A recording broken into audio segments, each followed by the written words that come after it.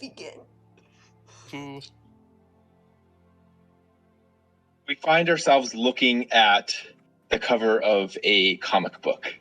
Slowly fold open, and we cut to our first panel.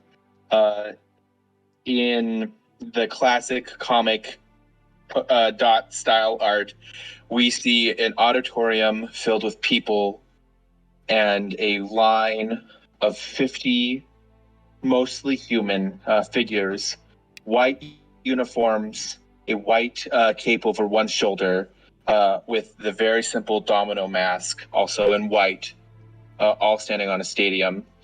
In front of on a podium in front of these 50 students, graduates. We see a man in his late 50s, lines on his face, clean shaven, classic Republican senator haircut. There is a white tie on a black suit. The man is in the mid speech. And we find ourselves here today with the 50 graduates over 10 different universities housing the Hero Certification Program. Few are accepted into this program. Even fewer make it through all 4 years.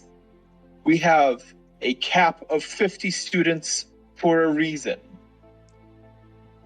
Heroes are the lifeblood of security for America. They are symbols of hope. You are symbols of justice and security, and you are held to a higher standard than any other citizen of the United States. You are servants, you are warriors, you are protectors.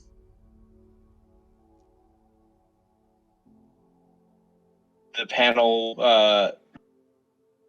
we saw multiple panels with kind of like a anime like motion blur on it, where we are going down the line. We see different faces, and we end up stopping clearly on 4 of the faces. We'll start first. White domino mask, white costume. This is not the costume that you'll be wearing when you start your internship.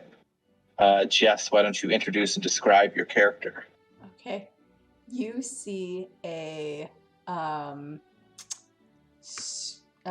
red-haired, short female girl, probably barely 18, like she just made it in, right?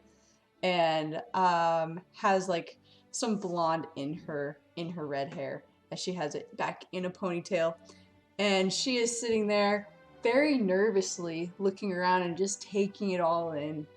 And she has one hand down by her chair. Nice note for the music. Good change. She has one hand down, and it kind of looks like she's holding something. And those that are behind the panel can see that behind her is a ginormously long, comically long sword, almost like a katana, but a little bit longer. And yeah, she just kind of like, kind of like trying to keep to herself.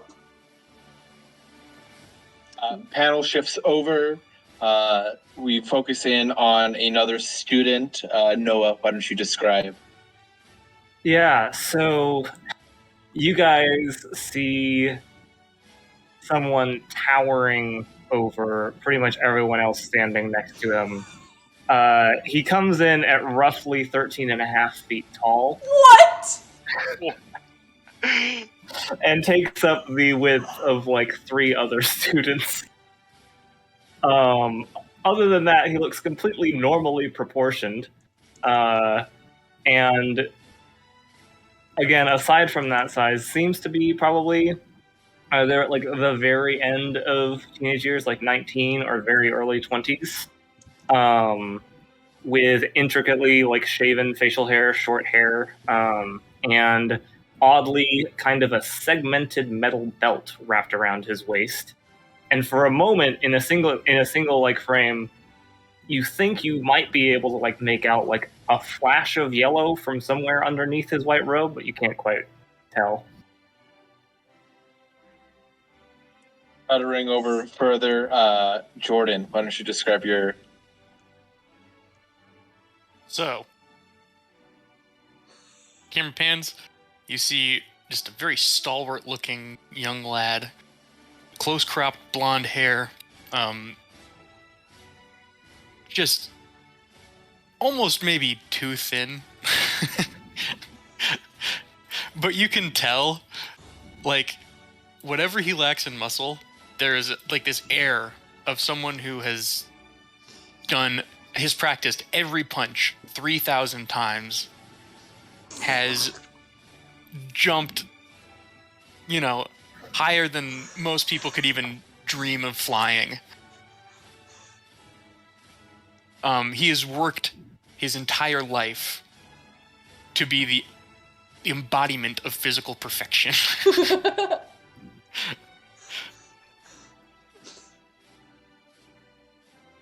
Handing over to our last student that we're going to take a comic panel frame of. Zach, why don't you describe your character? Okay. You see a young man in his early 20s, jet black hair, but you can really only see it kind of unruly poking out from underneath a ball cap that has a red brim and a white front. There's some kind of symbol on the front of it. Behind him, just kind of lounging, is a massive six-legged wolf-like creature that, if you can imagine it, the Pokemon Mightyena looks almost exactly like a Mightyena, but with 6 legs instead of 4. And it's just sitting there. It's about the size of, it's about the size of like a bull or a Clydesdale. It's huge. And he doesn't look strong, but he's just smiling, and has a face of someone that looks like you just feel inclined to like him.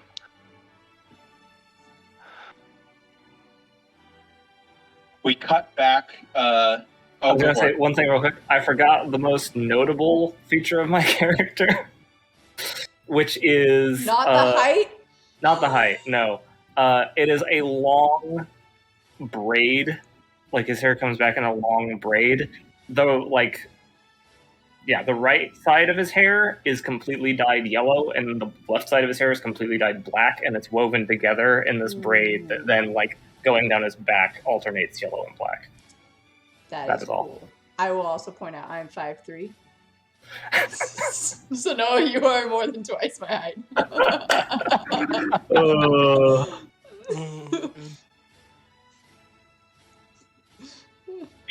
Cut back to a panel frame to the speaker, to the,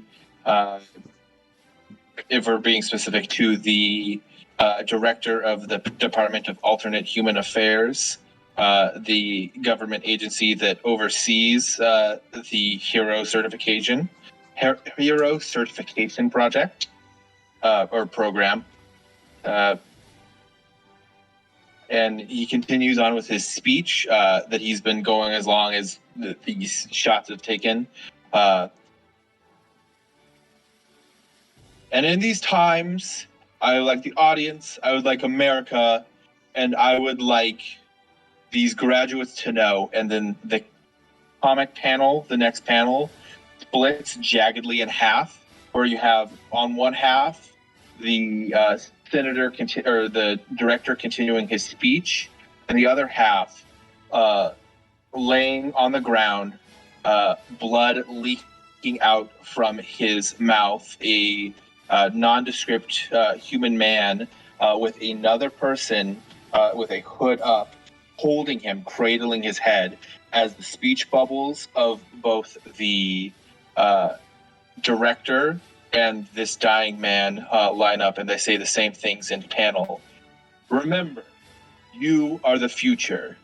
You are the sword that will lead our world to a better and brighter future. We fade to black onto a comic panel. We skip forward a few months. There is a period of time after graduation before you start your internship, where you get a chance to like pack up, spend a little bit of time with your families. Going through the hero certification program, the initial like certification process is time consuming, and it takes you away from your family for a while, so you get a break between your internship. So you all find yourself at your designated pickup location. You have all been assigned to the same team, where you will be mentored and be interns for this team. Would someone please roll me a D100? Who wants to do it? Who wants to do it? I'll do it. Do it, Zach. I volunteer as tribute. That's insane. 70. 70. All right. We're all gonna die. CR 70. You are meeting at a nondescript, generic, like rent an office space, where you are sitting and waiting in. You were told to wait in the lobby in your civilian clothes, having your uniform, your costume, in a bag to take with you. The rest of your stuff, you'll of course be living with your assigned team for your internship. That stuff has already been moved for you. This is just your pickup. You all congregate together. The purpose of this role was to decide what team you are assigned to. You have been assigned to a, let's be honest here, a D-list team. Oh no! You have been assigned to. You've been assigned to the Shaft City Protectors. The Shaft City Protectors are a team of 5. They are a new team. They are comprised entirely of heroes from the modern generation.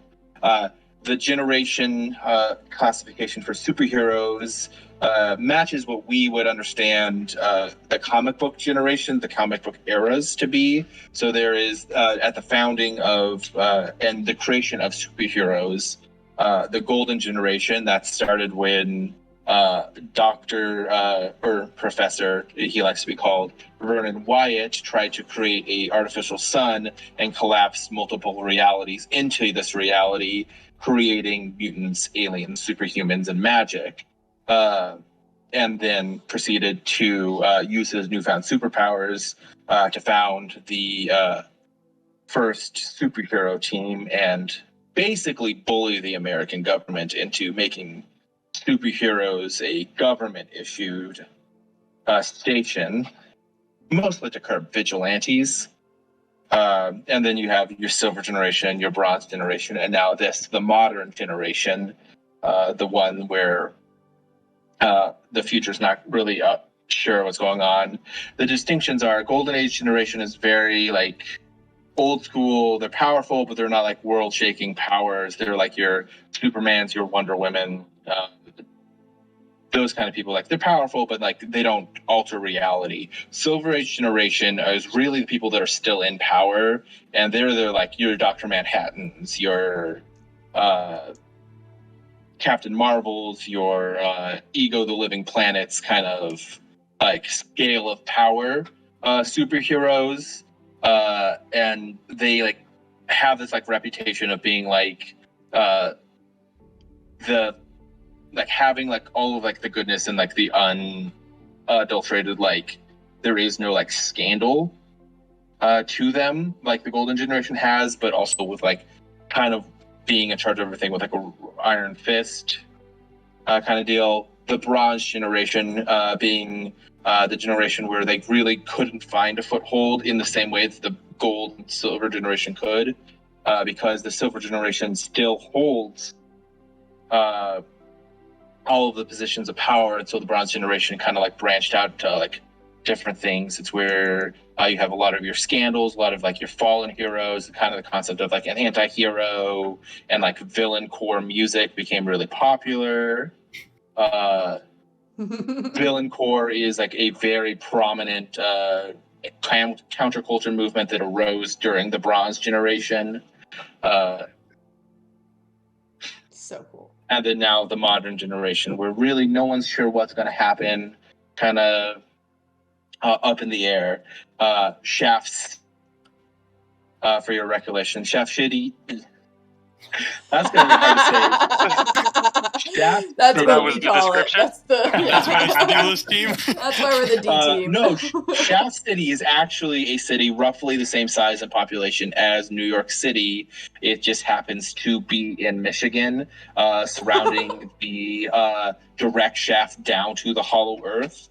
In the 80s, the Hollow Earth decided its best course of action. Well, Hollow Earth is a bad representation. It's the United Union of the Confederate Kingdoms of the Hollow Earth. It's basically the center of the world EU. They blasted a laser straight up through the middle of Michigan, creating a giant 20-mile radius shaft. Then they proceeded to use to contact diplomatic relations with the world through.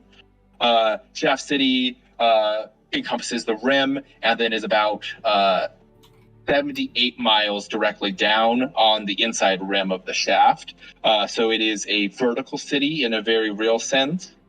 It also has the third highest number of superhero teams of any other city, following, of course, New York and Washington, D.C. Justin, seriously, you need to write like a bunch of short stories. These are so cool Campaign ideas. setting. Like, Yeah, I want a book. Campaign setting. like Yeah. I would just, like, you know those books you'd read in like English class that were short stories and like that one huge thing, and all of these would be just Justin Smith. You even come up with a cool pseudonym. Yeah. What do they call it when you write? Anyway. No, so pseudonym is the name of a wanted villain. Oh.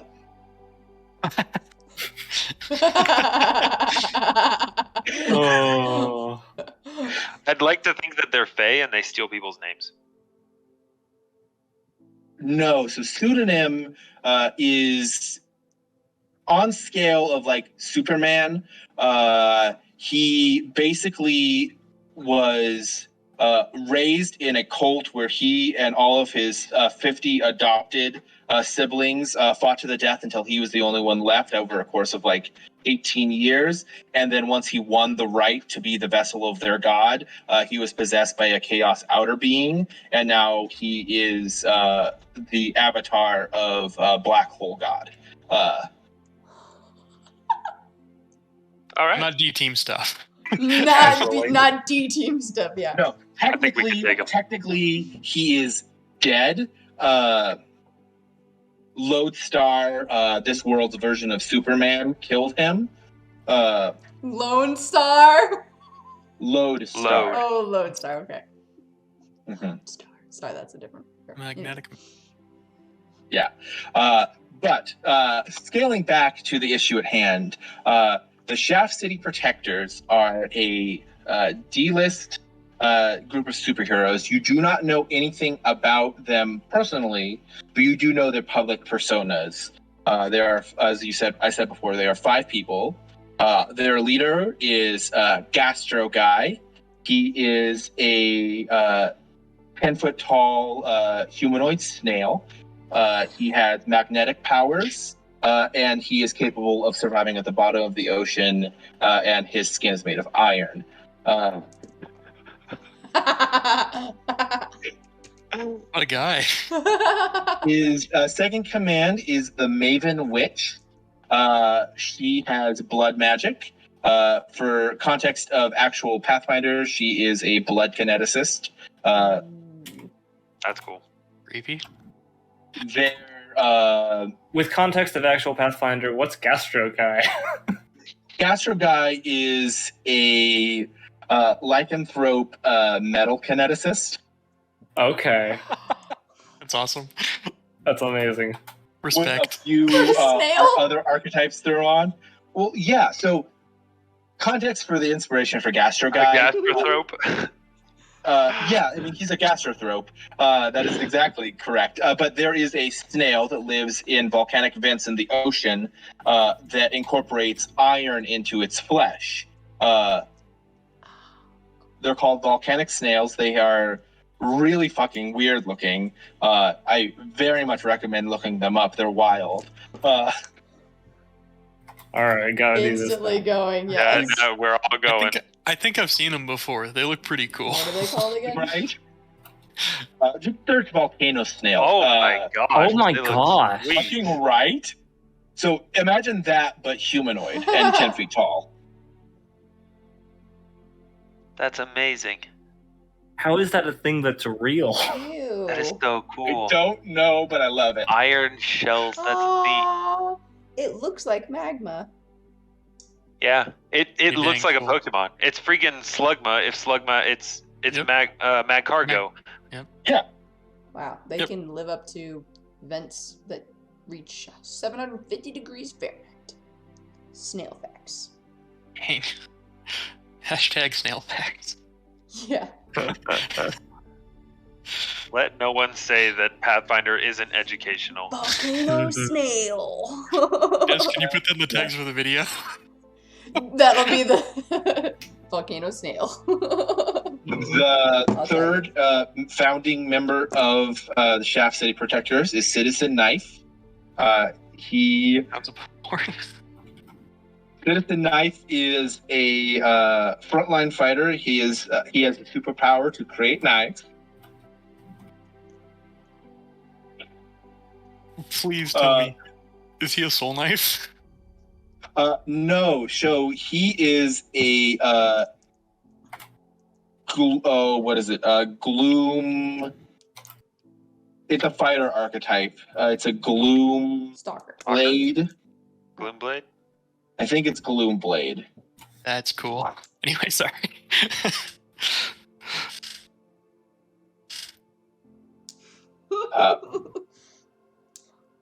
So he can make knives. The fourth member of the team is the Department of Alternate Human Affairs Asset B206, who is a alien rhino hybrid. So he has a humanoid body. He has a rhino head. His entire skin is green, and he has wings made out of tentacles. That work? What was his name again? Department B-206. of Alternate Human Affairs Asset B-206. B-206. Okay. The public, with the small but very loyal fan base that follows the Shaft City Protectors, Aw. affectionately call him the Slime Rhino and the Slimo. And he has the highest grossing merchandising of the team. Aw. Plushies. Oh yeah. Oh yeah. Mhm. And Above the final snail? member of the team is also the team's only public hero. He is a Gestalt being. He is known as Dr. Adam Mahumbler. He is a Gestalt being. So originally, when he started the hero certification program, he was a super genius. His focus was robotics. He has a PhD in mechatronics and machine learning. He wanted to, as part of his senior thesis and as part of his graduation from the program about a decade ago, he built and designed a robot body that he was going to upload his consciousness into to give him the physical fighting capabilities on par with his team and apart with other superheroes and retain his intelligence.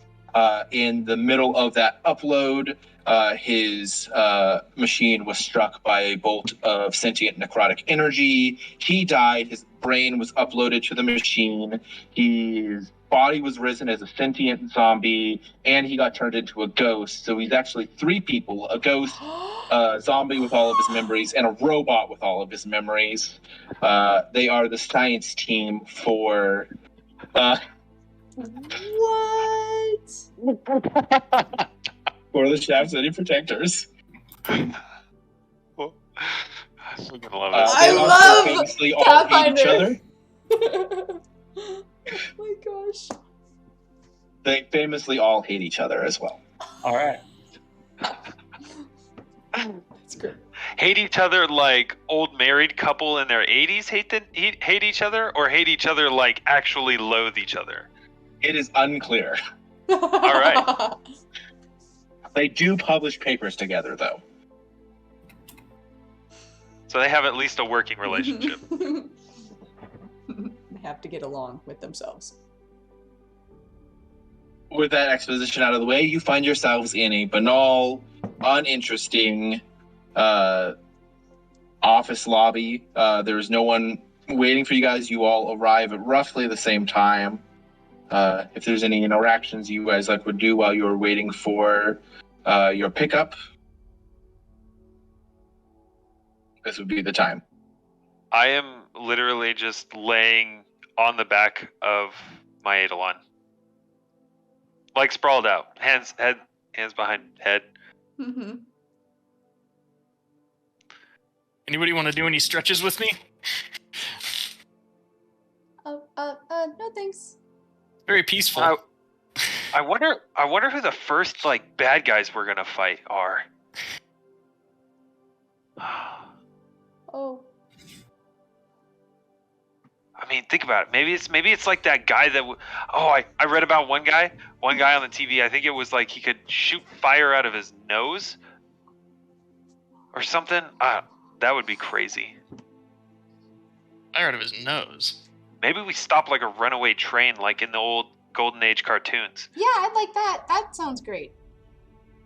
I hope that Or happens. maybe the train actually turns into a giant sentient robot that we have to stop from destroying the city. I heard a story about a train that had bombs on it one time. Yeah, everyone's heard that one. Well, That would be cool too, though. right? Meanwhile, this 13-foot tall giant is shifting around the room, trying to find a place where he can fit comfortably, but also definitely looking at furniture and being I don't think that can hold me. Yeah. As you guys are waiting, in the middle of the room, a average height man in a bright, printer tone cyan jumpsuit with a series of squares in an alternating stack pattern on a logo on his front of his shirt in a magenta lands dropping onto his, of course, yellow shoes. Just appears out of nowhere and just lands. And looks around. All right, hello. I am your DAHA approved transport for this trip. I am codename Hopscotch. I'm going to need everyone to link arms with me. Actually, hold on. I'm getting ahead of myself. I should be better at this. Does everyone know how to jump? You mean Jump in the air? What do you mean by jump? Okay, so I need to know if you understand the distinction between a hop, skip, and a jump. Yeah. Because we're going to need to link arms and do all 3 of those things in that order. Well, I don't know if my training I don't remember anything about this. So here, watch me. I'm going to do it in reverse order. So I'm going to do, instead of a hop, skip, and a jump, I'm going to do a jump, skip, and a hop. This is important because I really don't want to teleport more than I need to. So this is a jump, and he jumps straight up in the air. This is a skip, and he skips forward. And this is a hop, and he hops slightly less forward. So I'm going to need you all to link arms. Does anyone want to practice that? He points He points at your Eidolon. Is he capable of doing any of those actions, or do you need to unsummon that? I mean, Wardine's got 6 legs, so technically he's 3 times as capable as all of us, right? All I need to know, he needs to be linked arm with somebody. And he puts his arms out. Quick question. Yes. And what his braid, like, kind of, like, moves forward, and then out of the braid, a yellow and black banded snake kind of pokes its head looking at him.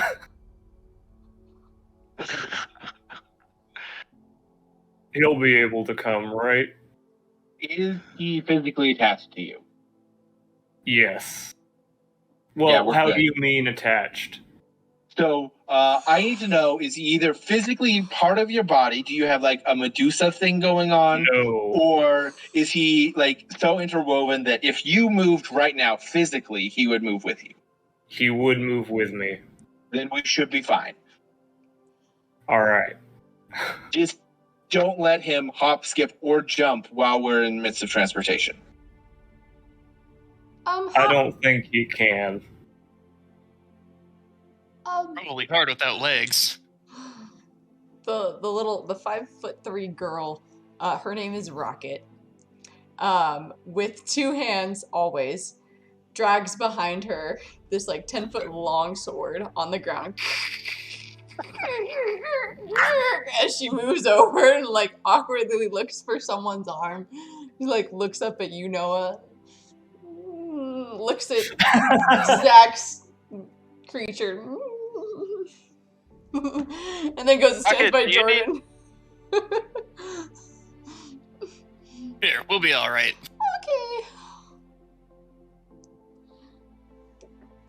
Okay. He puts his arms out. All right, everybody, link arms. I will do my best to link arms.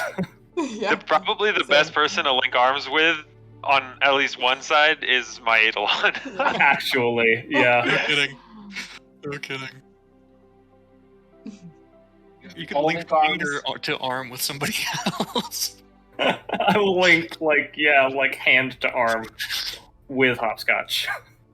Okay. You're all linked arms. Hopscotch is in the middle of your group. It's like, all right, everybody, moving forward. We are going to get there in just a hop, skip, and a jump. 1, 2, 3, go. I'm going to need everybody to roll me athletics checks. No! Or acrobatics checks. Oh, thank goodness. Acrobatics, hell yeah. Okay, I can do that. We doing physical dice tonight? We die. We got all right. Oh yeah. I got a 26. This is not good.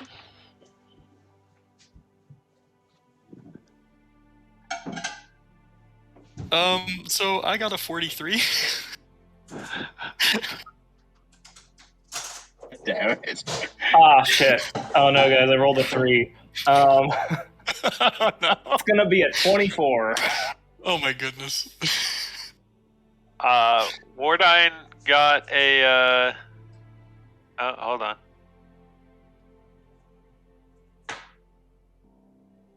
Wardine didn't roll well, but I think it has got a 22. Unfortunately, I got a 2. Uh-oh. Acrobatics is high point. What happened? What is there an equivalent to splinching in this world? Oh no! Fantastic. Okay, the DC was 5. Can I split my check with my Eidolon? So you all attempt to hop, skip, and a jump. I would say partway through the skip, Aspen, you fully just like trip on your nondescript sneaker shoes that are very much the same color palette as your hat. And you fall forward instead of jumping.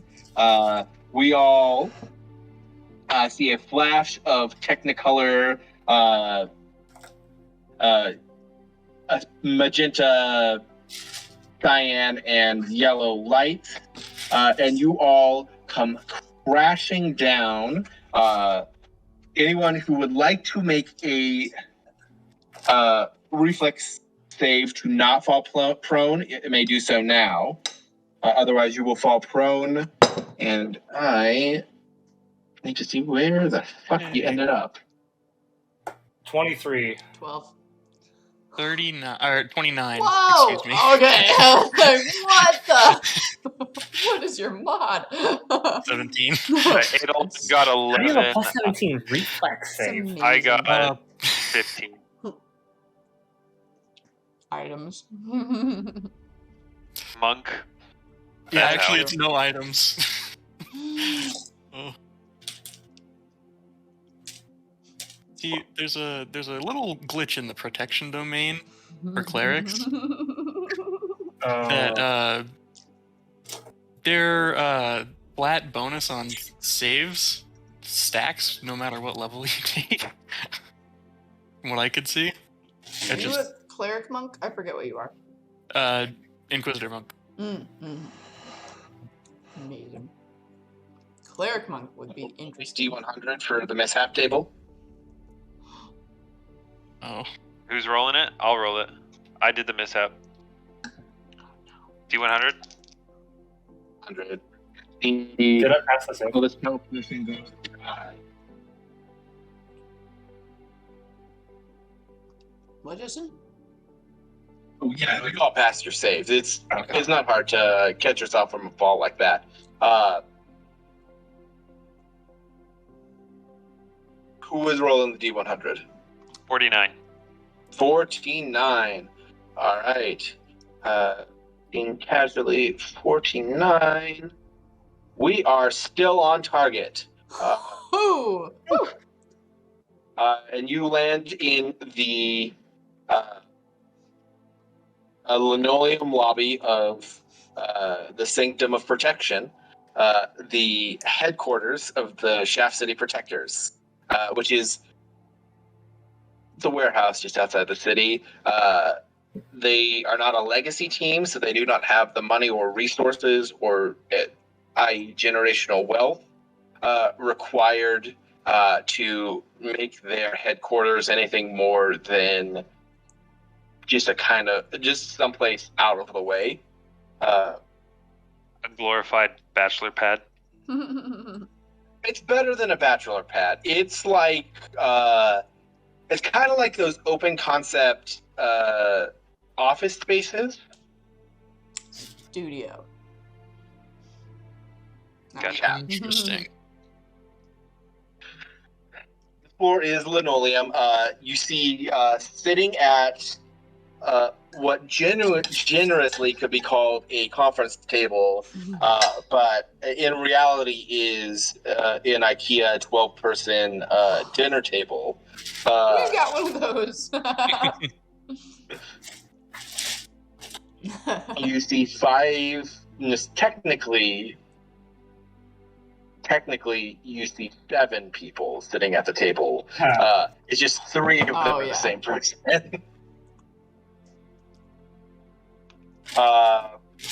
There is no giant snail humanoid, but there is a guy in the skin tight, shimmery clothes that you associate with shapeshifter uniforms. The kind of uniforms that either absorb or expand as needed.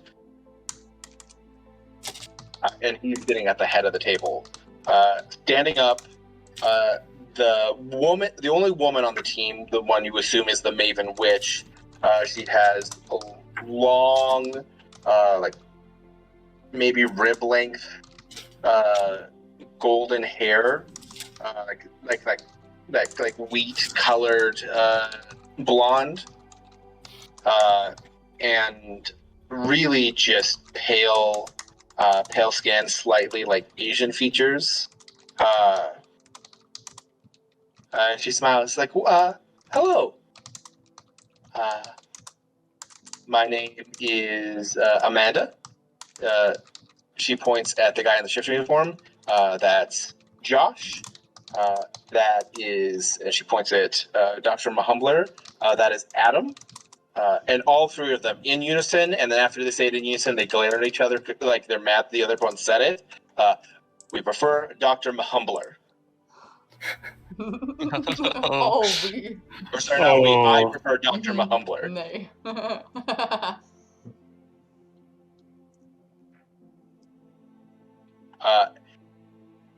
And she doesn't even miss a beat. Points to the asset and says, "This is Kevin." Kevin? Oh. He lifts up his rhino head. It's bright green, and when he opens his mouth, you see like the flat herbivore teeth of like a rhinoceros, and they're like bright like canary blue.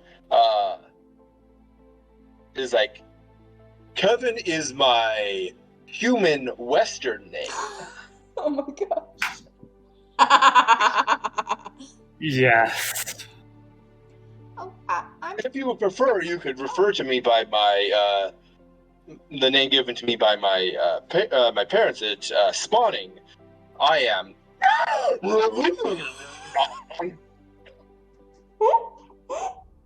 Second.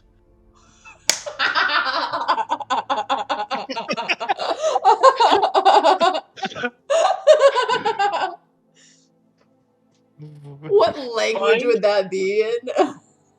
That would be in I don't even fucking know. It is not a language you speak. Okay. Imagine it doesn't translate, so he says it's in this language, and then just makes more It like says groaning. the exact same thing, yeah. Oh.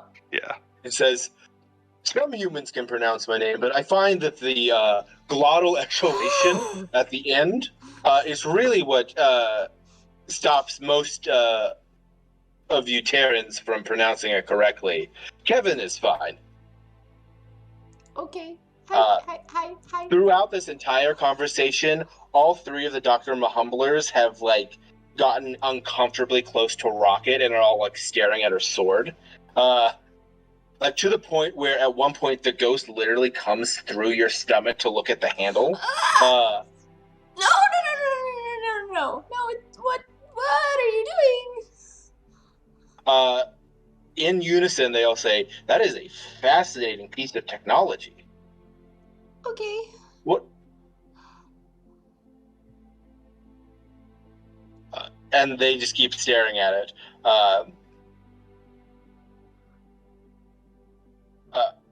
I've already forgotten the name I just said out loud for her.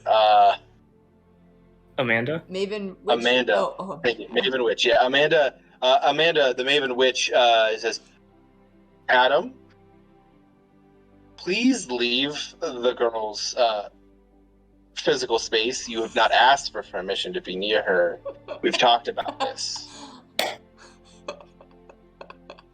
Oh, it's okay. I mean, I have no... no, it's weird. Dr. Mumblers, Amanda, don't be crass. I have no interest in the body of this young girl. The only interest I have in the scientific value of her weapon. And then they wander off to the table and pout. The Maven Witch looks at you, Rock, and says, I am so sorry. If this at all ever becomes uncomfortable, please let me know. She's turning bright red from all the attention, so... This is personal space, and any of that is not something that Adam is particularly good or conscious of. just tell him to fuck off, and if he doesn't, let us know and we'll kick his ass. Okay.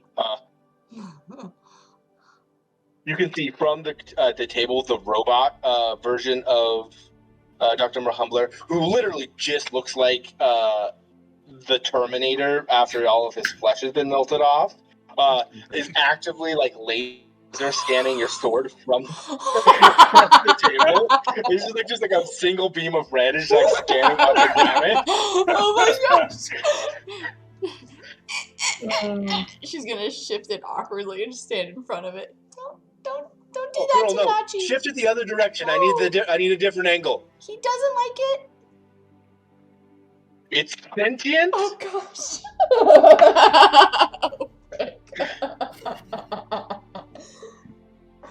I mean, a weird first day. She just nervously points at Noah. He's got a snake in his hair.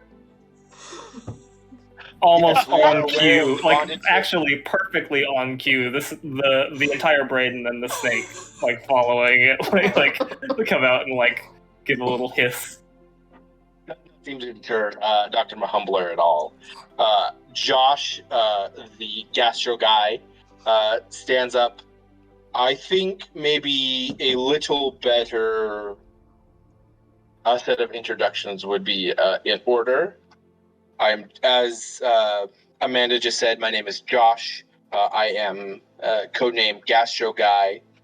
I am a theriomorph. Specifically, I am a gastromorph.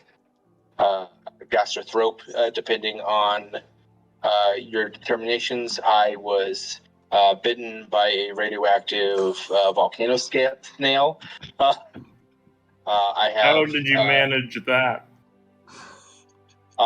In a previous life, I was a marine biologist undergrad. I was on a research trip.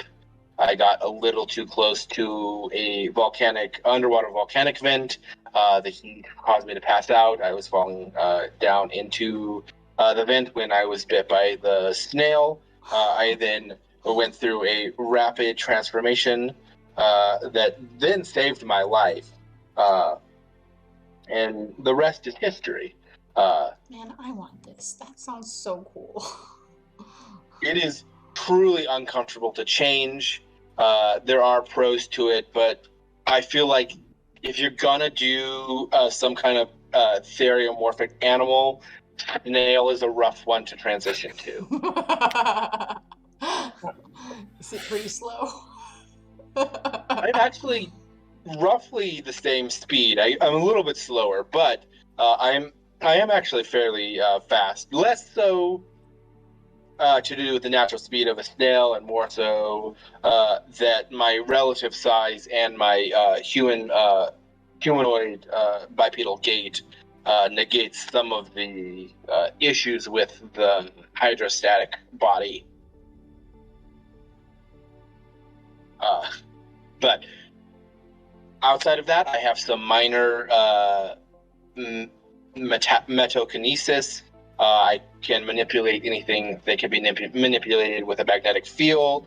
I can only do that in snail form. It is a byproduct of my iron oxide shell. He puts his hand over to Amanda. As said before, this is the Maven Witch. Amanda, would you please enlighten? She looks at you. I'm a Blood Witch. Pretty casual about it. Yeah, she's great. I'm a Blood Witch. I'm a Sagittarius. Sagittarius. Yeah. Oh, I that's manipulate the blood inside of mine and any other creature's body. It has to be blood. It does not have to be an iron-based solution. It just has to be a type of blood that conveys oxygen. So it does work on non-earth-based biologies and on biologies for non-iron-based bloods. So copper-based bloods, those kind of things also are fair game. my magic is more to do like body-wise, so like I can create armor and weapons out of blood. I can cause harm and puppet people out of blood. I can levitate and fly people around, telekinesis style. The applications of it are a little all over the place. If you have any questions, I'd be more happy to talk to you about it. I do have a primer on blood magic if any of you are interested in learning and like branching out. It's something all of our interns I offer is like open thing. You might not have the aptitude for magic, but I am always willing to teach you at least the theory. So wait, this is something anyone can learn? Well, not Yes and anyone. no. Anyone with the aptitude can learn it, and anyone with the theory can apply some of the aspects of it to other forms of magic. If you have aptitude for other forms of magic, if you are, say, like, points at Terminator, Dr. Mahumbler, if you are in a completely non-magical vessel, you're shit out of luck. But yes, in theory, anyone could learn this. Kevin stands up. As said before, I am Kevin. I am an alien rhino hybrid. My species, also known as Vulcans, live long and prosper. Yes, I'm aware that is also a name of a species, of a fictional species from your space trek. But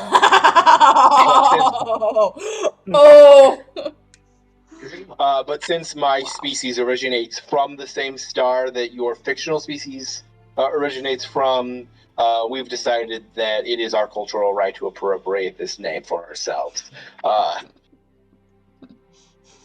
If you have an issue with it, talk to our lawyers. We won the lawsuit against Space Trek.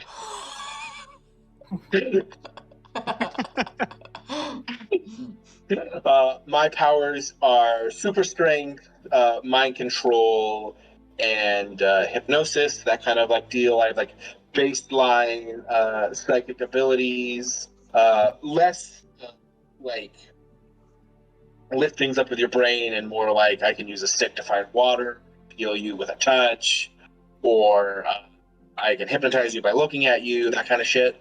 But my primary role is my mobility with my wings, my capacity to exist without oxygen or basic sustenance for an indefinite period of time, the fact that I can bench press a train, and that I can fly at roughly Mach 12.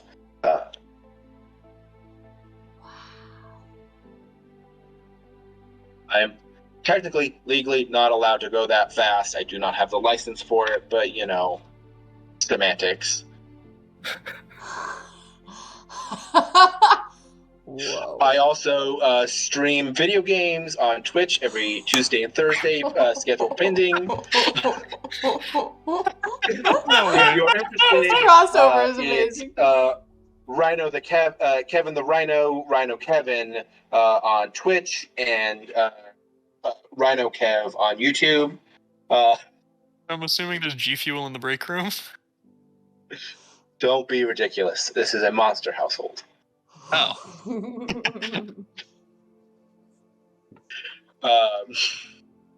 Dr. Mahumbler looks up and just says, no, the Terminator says, I am a fully synthetic robotic being.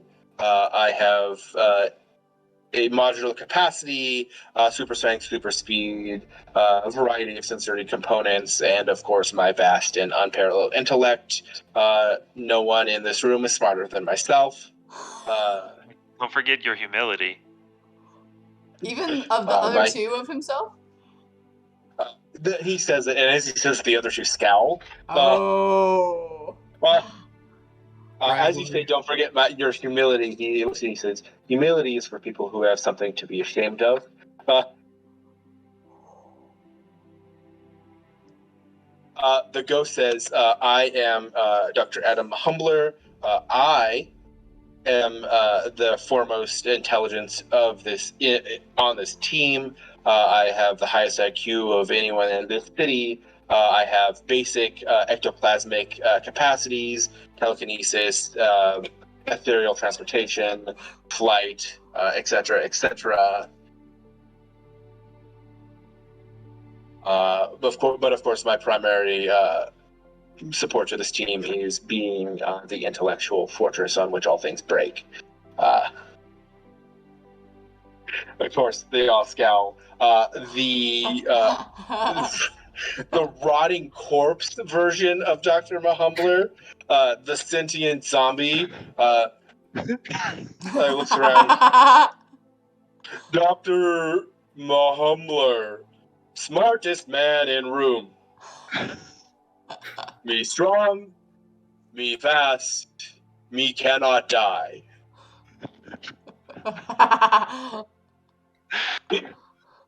Oh, yes. I think they hate that one. Oh my gosh. For reference, Ghost Dr. Mahumbler is like roughly the size and shape of a regular, like what you would expect like a egghead in his like 20s to look like. Terminator Dr. Mahumbler is like roughly the size of like Arnold Schwarzenegger. Zombie undead Dr. Mahumbler is full on Solomon Grundy. Oh, yes. Like Hulk size, like behemoth. Of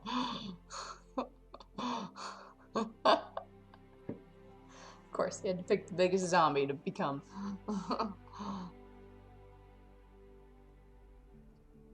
So, who are you? Of course, we have read your dossiers. We helped. We approved all of your selections onto our team, but we feel that a personal touch and a little bit of a more family atmosphere, this is Josh saying this again, is something we strive for. Adam.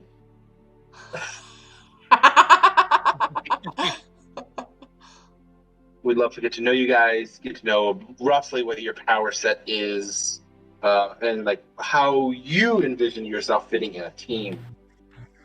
Obviously, like these kind of scopes will change as time progresses on, and as you learn more about yourself, and as you find your like dynamic in our overall team structure. But we find a good baseline is like seeing your self-awareness, seeing what you want, what you think you can do, what you like, that kind of stuff. Aspen, do you mind?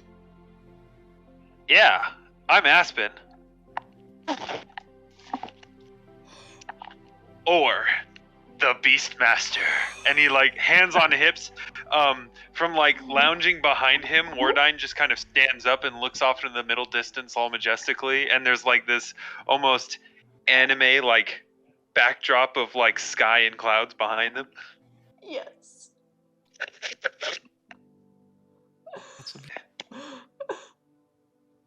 Well, I have a lot of powers of summoning creatures to my side. I have a special connection with Wardine, and he like just pats this Clydesdale-sized six-legged wolf on the shoulder.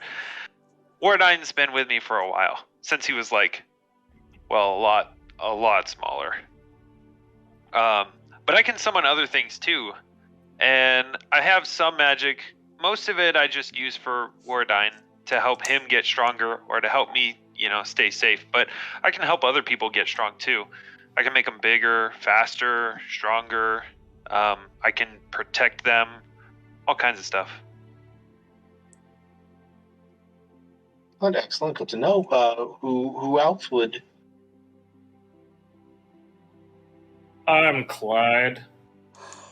Codename Krait.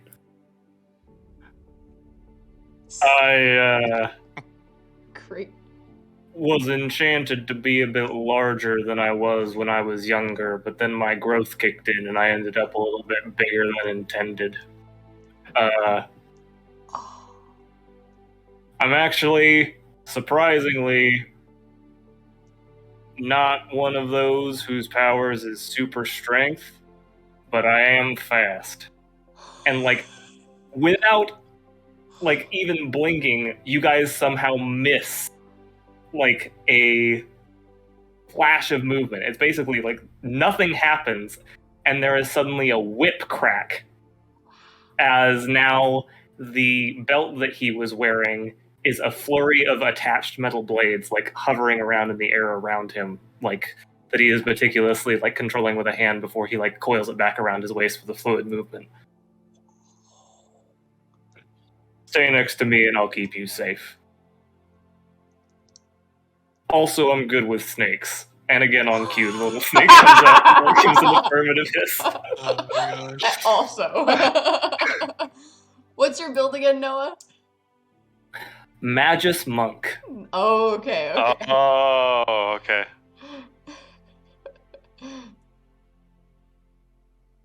Jordan, you go. All right. So my name's Tommy.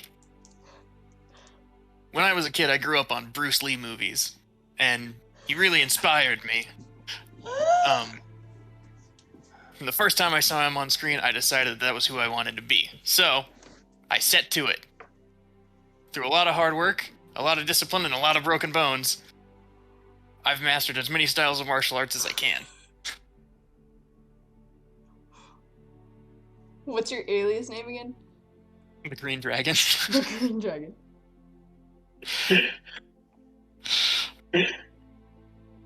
I'm totally envisioning One Punch Man, by the way. 100 sit-ups, 100 push-ups, 10-kilometer run.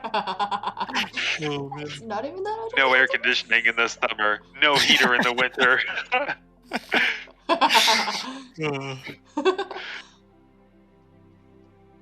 And just in case you guys were curious, sorry, I meant to upload these earlier. Ooh, pictures. Hicks. Oh, whoa. Hero Forge is amazing. Yeah. No kidding. Nice. awesome. That his belt that's like, oh, his hair looks great. Oh, whoa, I see that. That's sweet. Okay. That's cool. Nicely done.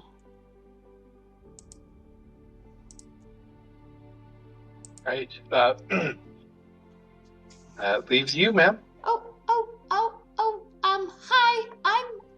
and as you see her, like, quickly tucking away, a rectangular piece of glass, which you guys know is a futuristic phone, as she was Instagramming for a moment, and just tucks that away. I'm Rocket, and this is Nachi. She just holds up the hilt of the sword, which is still on the ground. It's like 10 feet long. He says hi.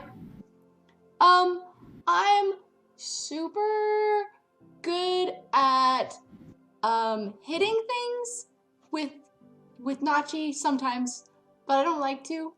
Yeah. I can help you tie your shoes if they're ever unlaced, or I can help out if you need something moved, like a couch. Okay, that's all. That's me.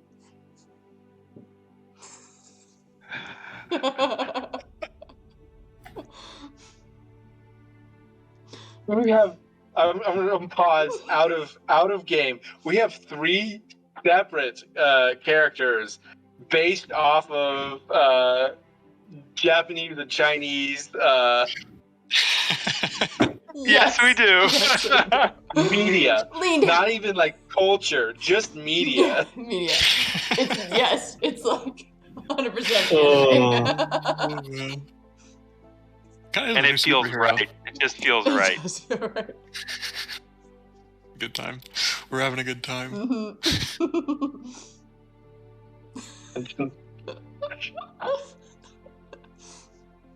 Oh, she's also wearing I do all as a pink top. and has a pink All cape. of the Dr. Mahumblers have already just fully walked out of the room. Oh, they're so into their rude.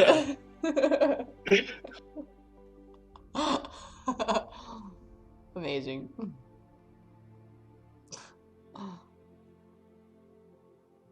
Okay, Adam. Just we were in the middle of. I'll do them later. Well, so what we're thinking, first day, obviously, I'm gonna have you guys go get suited up. This should be the first time, big deal, first time you're officially on the job with your hero uniforms. When you get back, I'll get you guys your dispatch comms. And we can talk over like the bits of the dispatch. And then I was thinking, well, Amanda and I were thinking our best case thing is we'd like to do like a little like basic like ranking scenario, like a little bit just like a trial test run, just to get a feel for you guys' power in a practical sense. But Josh points over at a couple doors. Locker rooms are over there if you guys want to change real fast. And we'll get you guys all set up on that kind of stuff. It's at this point that I will point out that this whole time Clyde has not been in street clothes and has been in that like yellow and black, like monk style. Oh, actually, robe. I'm already in my uniform. And he just hands on hips again. He's just wearing blue jeans, sneakers, Oh my gosh! like a red vest and a t-shirt and his hat. So I'm already, and he's got a messenger bag. I'm already in uniform. Me Noted. too. Me too. I'm in uniform as well. There's like a hiss from his hair, and he's like, Basil, you don't have a uniform. I mean, the braid kind of counts, right? What was that? The braid kind of counts, right? Basil, okay. You have a uniform. Aww. You're in it already. I got you, Basil. I'll be back in a few minutes. A few minutes later, yeah. Tommy does not return, but the Green Dragon does. What's your uniform look like? So my uniform is like standard like jujutsu gi. And then on top of that, like this really impressive belt. He has, let me just double check here. Do we all have impressive belts on? Because I am wearing an impressive belt. Maybe not as impressive as most belts. I'm wearing a normal belt. It's enchanted, but it doesn't look like it. Okay. It's awesome. The So whole it's like, vibe is kid in kind of cool street clothes. Well, the whole vibe is discount ass ketchup. yeah. Pokemon trainer. Walmart brand ash ketchup. But yeah, so it's just a normal like it looks like the those like super high degree black belt uniform. So it's like the black gi, the black belt, and then you can see like he's got some like little accoutrement on, and then this ridiculous hat. Just a jingasa on top of his head, like the big wide brim. Like, here, let me find a good picture. I was like, yes. Oh, Did I not create the most chaotic looking team? this is so crazy. Oh, I almost forgot. And like, she pulls out of like her pink pockets a little plastic hair clip that's a little flower, and she clips it into her red hair that's pulled back in her ponytail. There we go.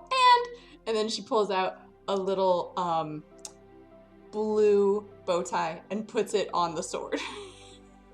On the top of the hilt. Nice. Now we're ready. I would like for reference, if you are not a public hero, which being a public hero, fair game, and it's also in theory, you are totally allowed in world that if you ever decide to not be a public hero anymore, you can say, I, the Green Dragon, am now retiring, and then pop back up later as an unknown rebranded hero, if you want to make that transition one way or the other. But if you are a hero who is sticking with the actual secret identity, it is required that you wear a mask of some kind.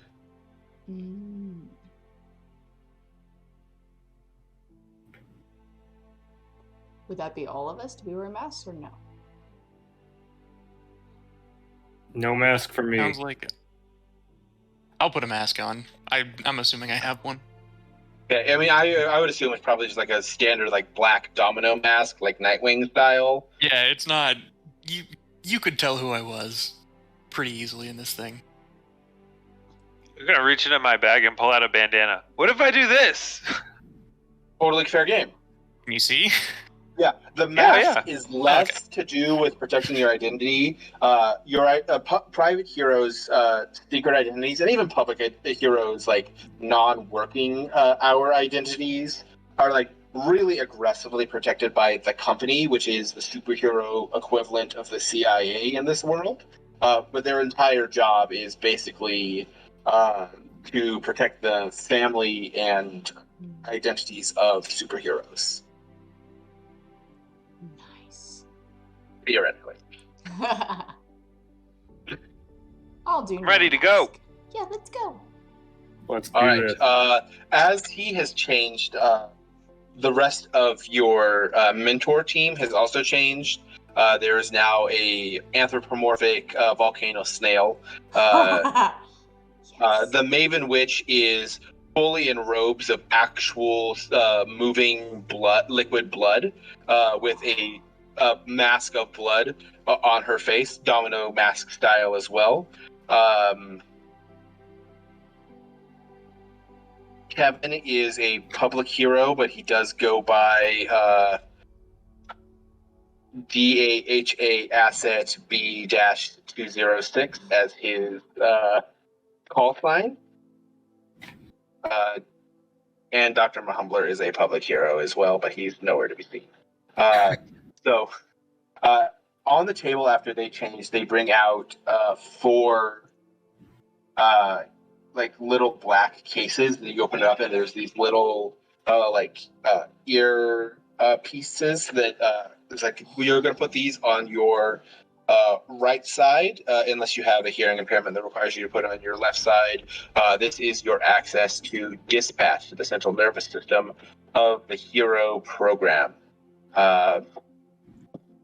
When you put it in, you can tap it twice to activate. It will vibrate slightly in your ear, letting you know. And this will be your first time signing on, so you'll do it just like this. The Maven Witch puts her hand up into her right ear, taps it twice. Dispatch. This is call sign the Maven Witch. Reporting active on duty. It's good to talk to you too, Dispatch. So feel free to take your comp pieces now. Is there one that's like Snag it. double size? They are custom to you. They are cool. government issued custom. This is technically the only government issued piece of equipment that any superhero is given. Everything else is either by the team, you have to write a grant for, or self-funded. Typically, a lot of funding for superhero teams comes from their merchandising. Dispatch, this is Lil Glass signing on. Welcome to your first day, Lil Glass. Oh, hi. This calm, gender neutral but maybe feminine voice just says, I'm Dispatch. I'm call sign Dispatch. I am responsible for coordinating all superheroes under the DAHA. I am your point of contact for all official communications. Should you require it, I can patch you in direct lines to any active hero, or any hero active on duty, and any hero that is active off duty. I can relay and record messages. She nods, not realizing that, like, you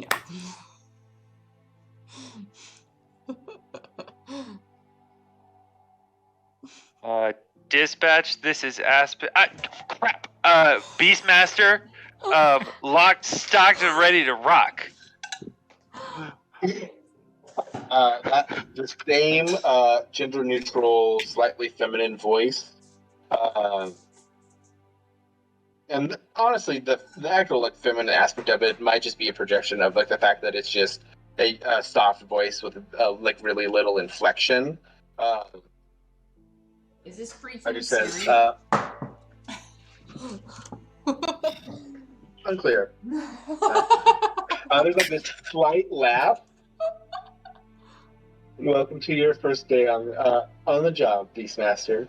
I am call sign Dispatch. I am the coordination. She gives you that whole same spiel. Okay.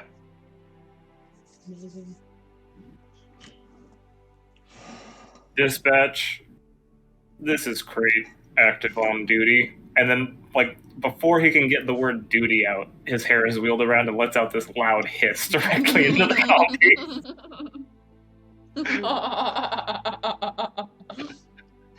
Sorry.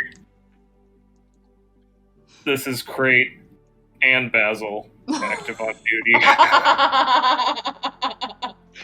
Welcome to your first day on duty, Krait and Basil. I am call sign Dispatch. Give you the whole spiel. Give it the old 2-tap. Hello, Dispatch. This is the Green Dragon signing on for active duty.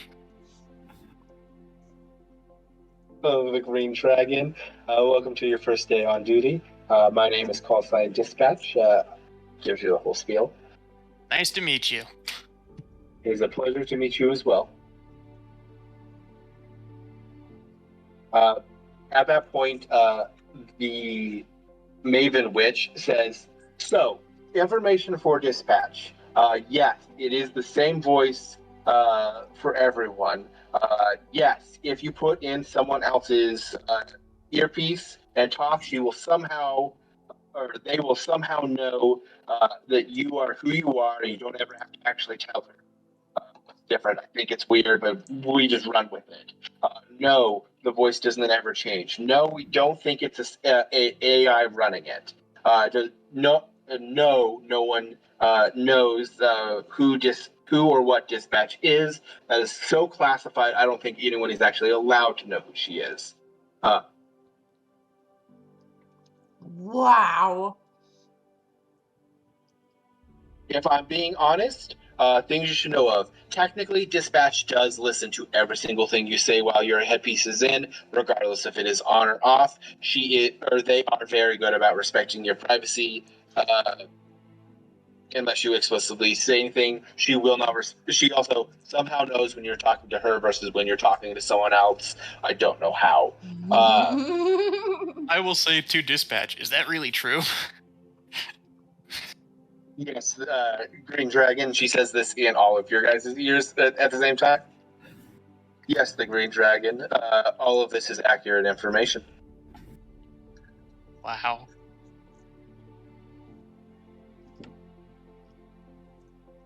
Wow. And then at the end of like spiel that says, the Maven Witch says, honestly, I'm pretty sure if Dispatch ever went down, the entire hero program would be a shit show.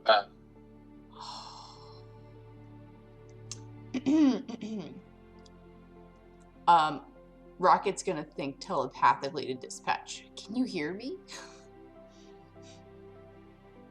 Yes, Little Glass. Oh my gosh! Telepathic communication is compatible with this generation of earpieces. She's just wanting to confirm that what the Maven Witch is saying is true and that we're not being lied to.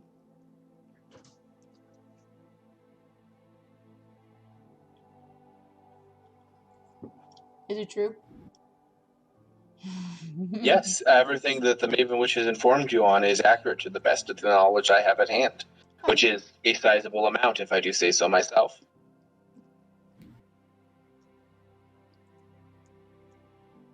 Can you play music while I, fight? Just to No. me. Oh, dang it! You had all this technology, no background music.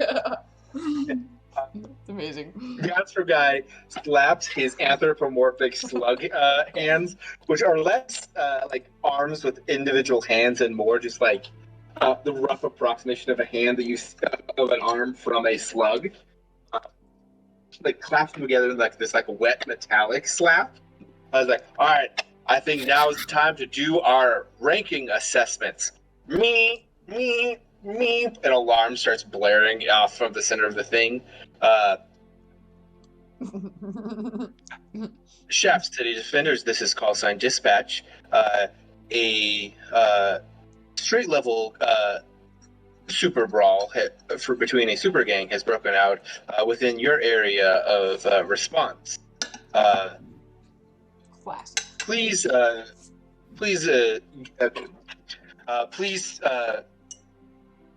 go to the top ring at the 832 Boulevard, West District. This is currently a Wrecking Crew level event. Physical force is authorized. Please minimize collateral damage. Thank you.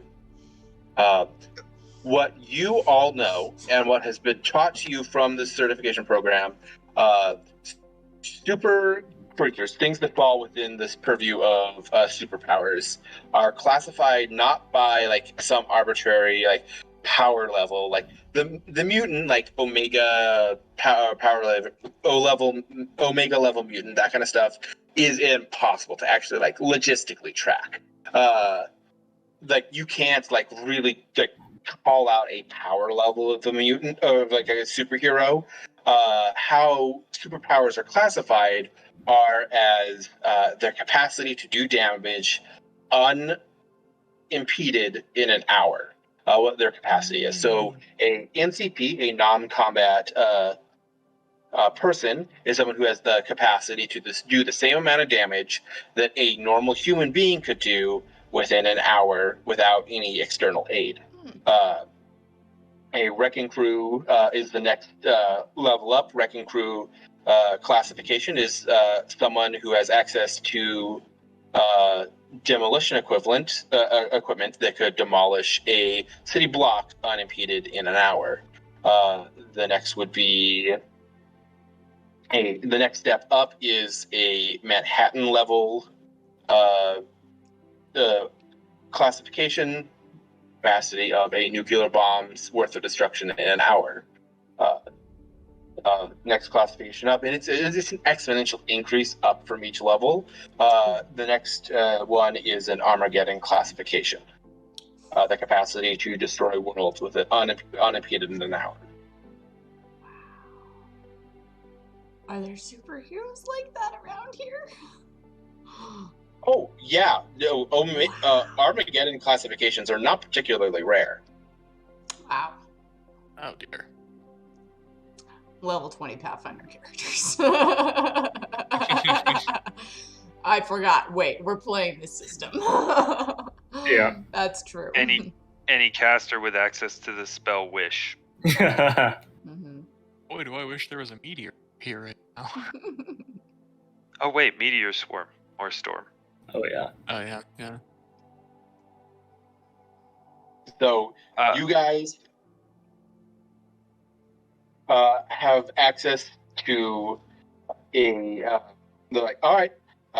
They point at a machine that looks like it's been cobbled together out of robotics and undead body parts.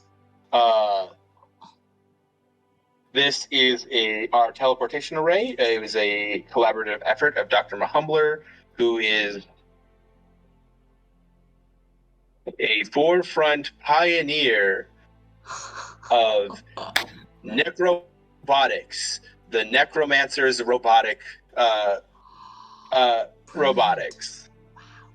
Necrobotics. That's brilliant.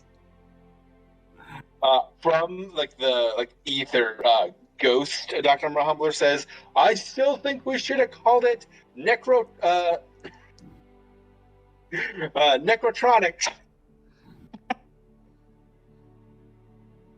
It's amazing. it is large enough to fit you, Krait.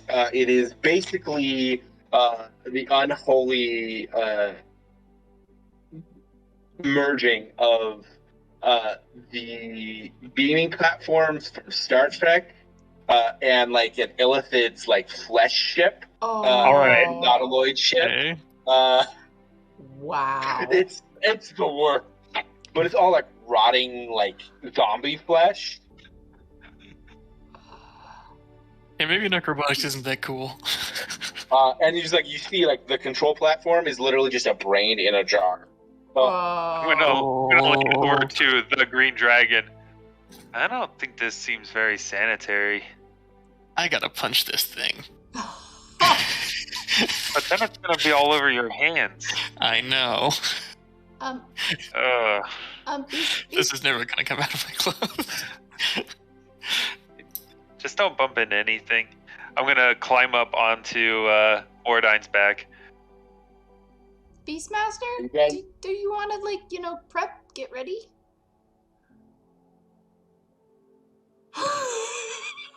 How close is this gonna get us? Your eyes. This will get us within. And you watch as the Maven, which is like frantically typing on the computer screen. There is a live feed of the group now. It looks like it is a gang of 5 Wrecking Crew class supers.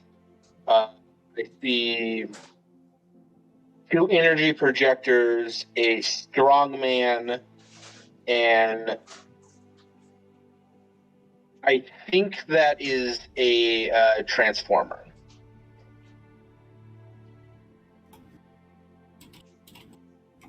What are the energy projectors? What do they project? One looks like lightning and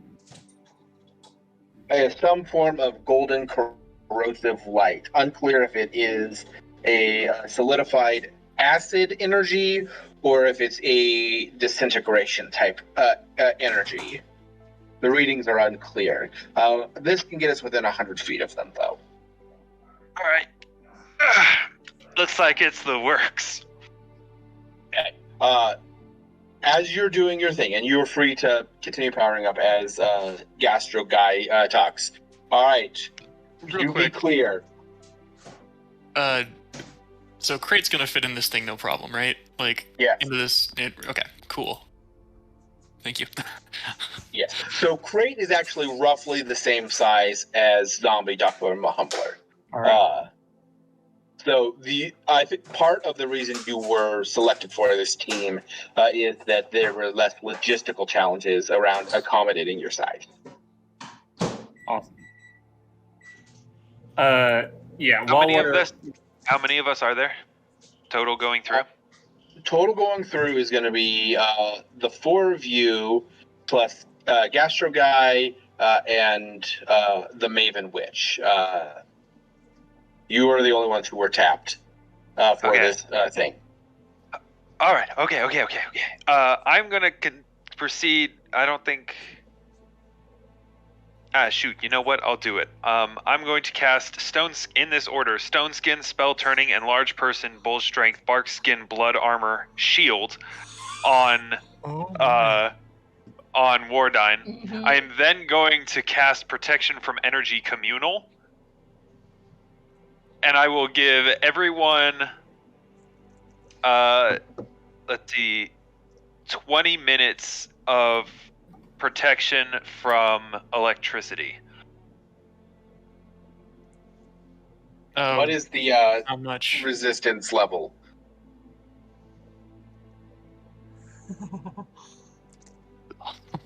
Let me check.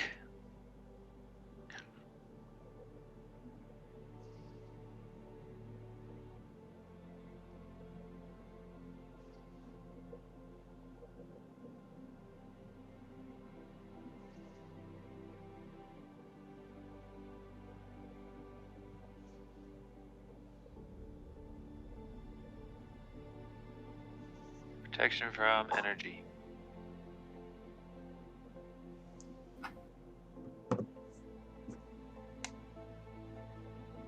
So it will absorb 120 points of electrical damage before it ends on each of us. Okay. Pretty great. As you are like doing all of your prep, and I see your hand, Noah. I'll get you. Gastro guy says, "Okay, remember, first order of business is containing collateral damage. Krait, use your super speed to scout and remove any potential bystanders. Green Dragon." When I said super speed, I can't move very fast on the ground, but I can move very fast where I am. I can move on the ground. Understood. Maven, you're in charge of reconnaissance on people once we get there. Levitate out anybody who is a bystander. Krait, Green Dragon, and Beastmaster focus on the energy projectors. They are going to cause the most collateral damage. Remember, incapacitation, do not kill. We have not been authorized for lethal force. Minimize your damage, but if we need to access a healer, we'll cross that bridge. Little glass. Yeah. How good is your sword again? Actually, alternative plan. Krait, Green Dragon, the energy projectors, Beastmaster, Little Glass, focus in on the Transformer. His capacities are unclear. Okay. I will deal with the Strongman. Sweet. Super dope. Everybody on the platform. They get on the platform. How many Really minutes are quickly. we away from getting in the thing? Or fighting, I guess.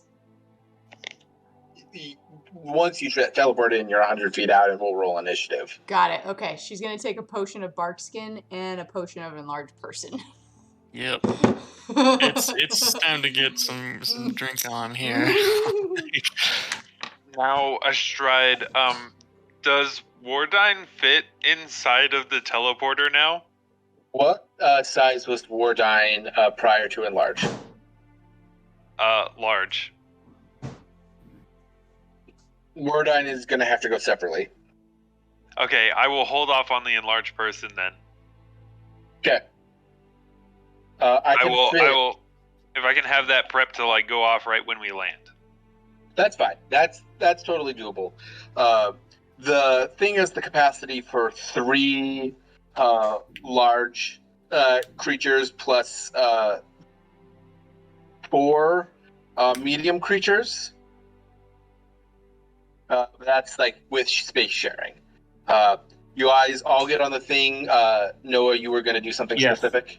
I am going to, through like focusing and like channeling my inner focus and tapping into the energy of that like magical enchantment, cast Mage Armor, Shield, Mirror Image, and also remove my weapon from my belt and cast Frostbite. Understood. Actually, no, I'm not going to cast Frostbite. Scratch that last thing. I've cast 3 spells. Okay. I'm gonna drink a potion of bull strength and a potion of enlarged person. Okay, either because you and Rocket are both doing a large person, that's going to bring our total up to 4 large creatures. Is that One of us too- can hang back. I can wait if You need can be. also probably. I'd let you hold that action till once you've teleported, if you'd like. Perfect.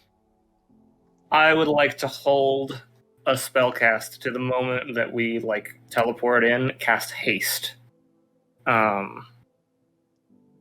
Which I'll figure out how many characters that will affect. Ooh, please. Yeah. I've got a mithril full plate that does that, so you That can... can affect up to 11 creatures. Oh, well. I would also like to retroactively cast Magic Fang on the Eidolon and cast Mage Armor and Shield on myself. I forgot to protect myself there. There you go. That's fine. You guys all pile in. Maeve points at the brain with the single eye floating in the tank with it. All right, Scotty, beam us down. There's a second where you feel your entire body vibrate. As you decomporiate, you die, and you are resurrected at the new location. Ho-ho. With all of your equipment on you. Do we have to do that every time? When we have to be fast. Do you want to spell slap? Haste. Yeah. There you go, okay. East. Okay. Enlarged person. Potions of enlarged person go down. Everybody swells up. I'm going to need initiative. Woo! Real quick. Haste does a whole bunch of things, right? Mm-hmm. Yeah. So Yeah, haste is a whole... +1 level to of attack fuckery. rolls. +1 to dodge your AC. dodge AC. +1 to reflex. 30-foot movement speed, and an extra attack on your full attack action. Yep. I don't think I'm missing anything. No. So it that was- negates literally every bad thing that happened because of enlarged person. Pretty much. Yes. And it... Balances out. Oh, man. This is gonna be a lot of fun.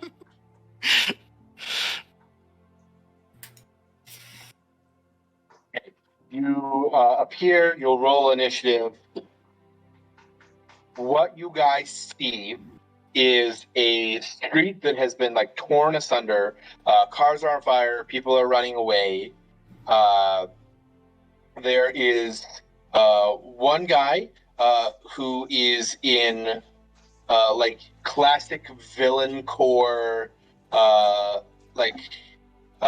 long trench coat, a bad party domino mask, with an elastic strap kind of deal, with his fingers in double finger guns like this, and he's shooting out these bolts of golden corrosive energy out of his fingers.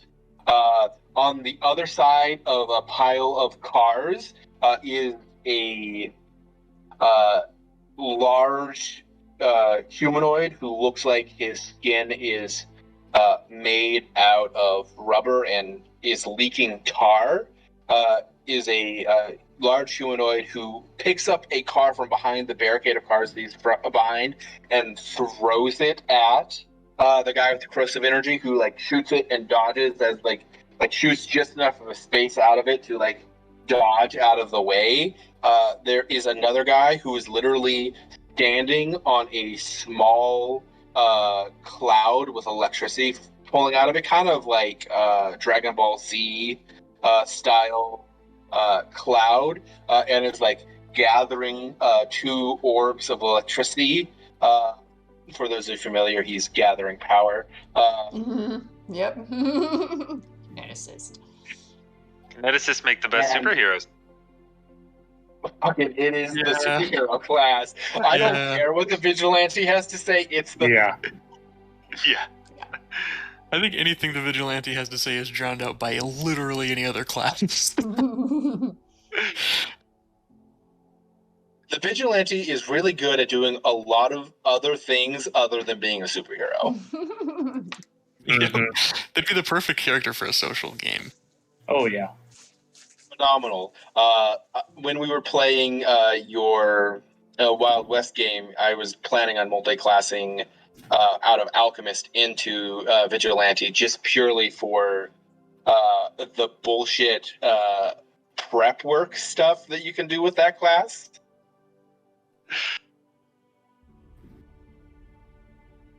It's pretty great. It's pretty great. It is great. Vigilante is a great class. It does not accomplish what the class says on the tin.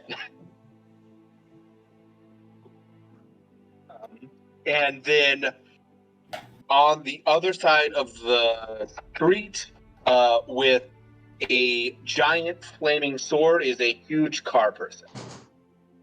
Oh, when you said Transformer, I meant Transformer. I knew what you meant. Optimus Prime. Okay. Yeah, if Optimus Prime was made out of like rusted tractors. Gosh. And you watch, like, the flaming sword is literally like belching diesel smoke. Oh my gosh. It's a walking environmental hazard, if nothing else. I would like. And did everybody roll initiative? 20. 25. And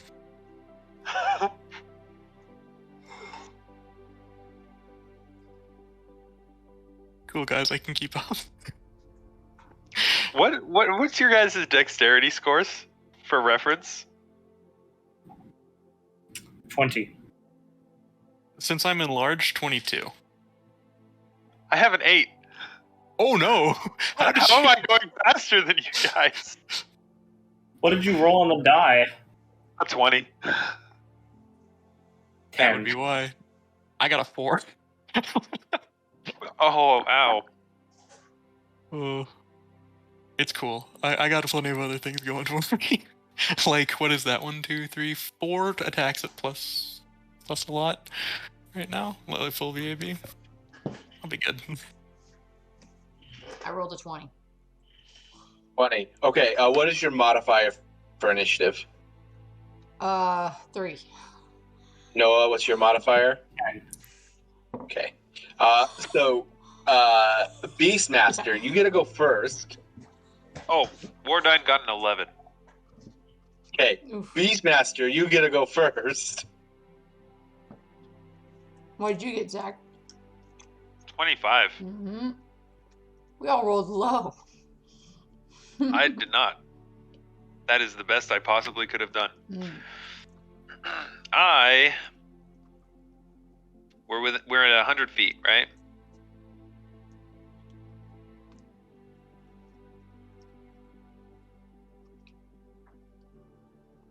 Yes. Okay. I am going to hop down from Wardine, Okay. and then I am going to. How close are they to each other? Music. The wrecking crew. Noah, we need music. Oh, yeah. High power techno all the way.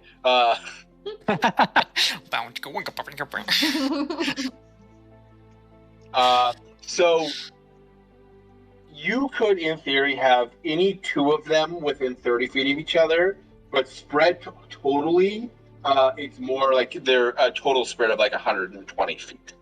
Okay, so I could like get the furthest two. one, the furthest one. I could max get two inside of 40 feet of each other. Yes, Which two? your call. You can pick. You could pick any two, and you're within 100 feet of them. Okay. I will cast Black Tentacles. And the radius will envelop the Transformer, and it will envelop the Golden Energy guy. Okay. Is one of those the kineticist? No. Okay. I'm not bothering with him. Okay. He can't really do anything with electricity, at least for one shot. Nice, Noah. Okay, so you basically, I hop down and I turn the hat backwards and I put one hand out forward. Black tentacles, I summon you! And then basically just like a bunch of tentacles just start burrowing their way out of the rubble and wreckage, and start trying to latch onto these two. Yeah.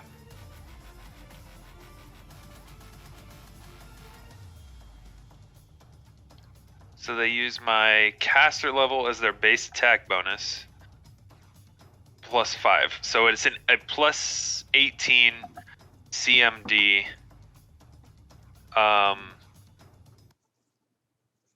Is attempted grappling. Okay. So Does it have a size specification on there at all?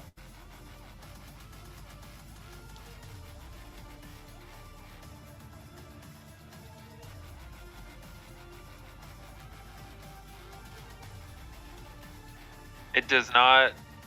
Then it is good for all sizes.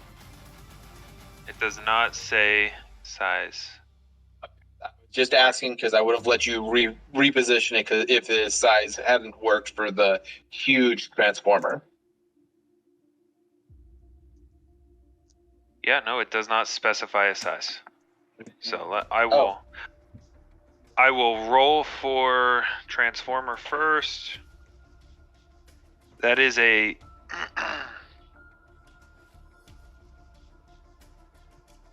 a 32 to grapple. Double check.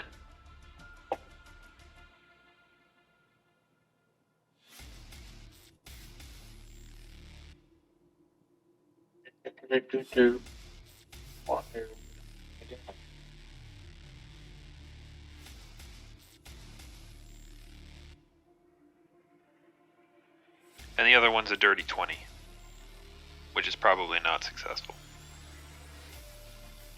And a reversal.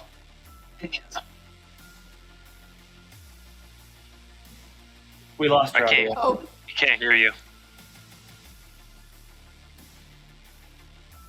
Can you hear me now? yes. Yep. Yep. So in a reversal of what To happen. Oh, we lost you again. Lost her again. Oh no.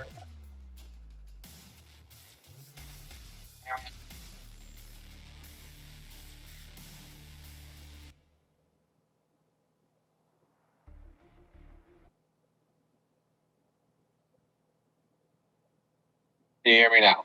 Yeah. Yes. Yes, yeah, there it is. Sweet. So in a reversal of what your expectations, We lost you Yeah, it's again. cut out again. Say something now. I heard the end of that. Nope. Just Is it like a positioning thing? Do you have a cable that's getting pulled out, or? can you hear me now? yes. Yeah. Yeah, that's it. That's it. Okay. Oh, No. No, not anymore. Oh no.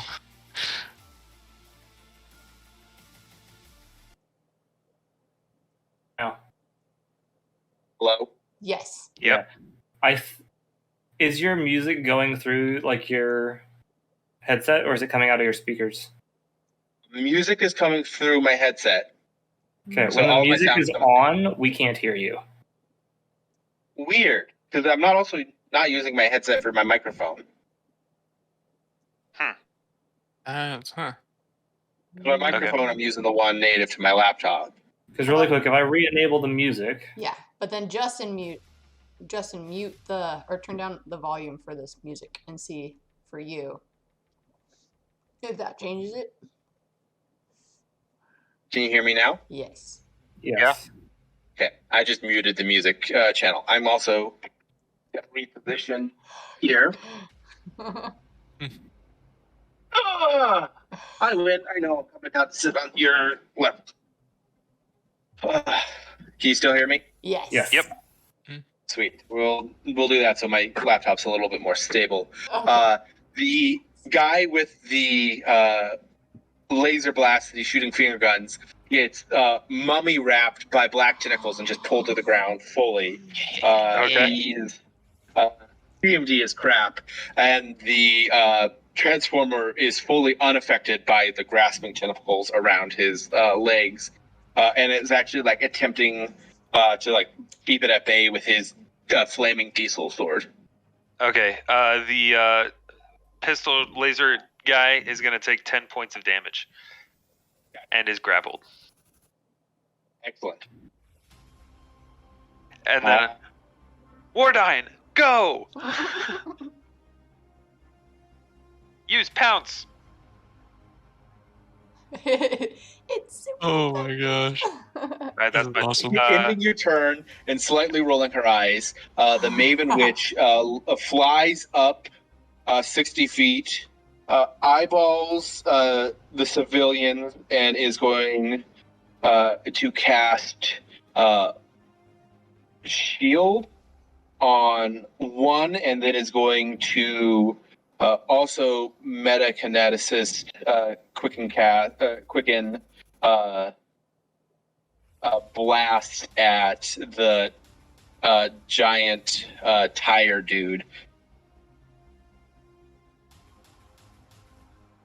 Then is just going to stay floating up there.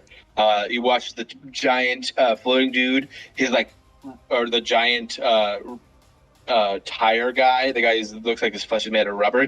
You watch his body like a giant fingerprints impact into the rubber of his body as he gets racked from the inside. And make a con save. Happens to all of us at some point. And makes it. Or fortitude, whatever, same thing. So he's only going to take 8 damage. And perfect. Right. All right. I would like to point out, so at this point, now that they are here, Krait seems to be flickering between 6 different locations. Is that like Blur? And Is it like Blur? no, there appear to be 6 of him. He's moving that Mirror fast. image. Mirror image. Yeah. That's the one. That's the one. And then Nice roll. with a quick motion that all of them make in conjunction with each other, he disappears for a second and reappears 2 feet to the right. And then runs 60 feet forward towards probably the lightning kineticist. Okay. And that was me casting displacement, by the way. So 60 feet without running is going to get you about 20 feet away from the electrokinetic. It's good for me. Sweet. Then that'll take us to Little Glass. Okay. Okay, so she's still dragging her sword.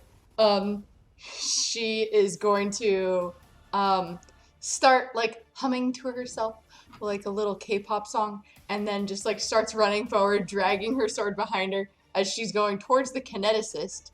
As a swift action, she's going to go ahead and spend a point of her arcane pool to do a +2 enhancement.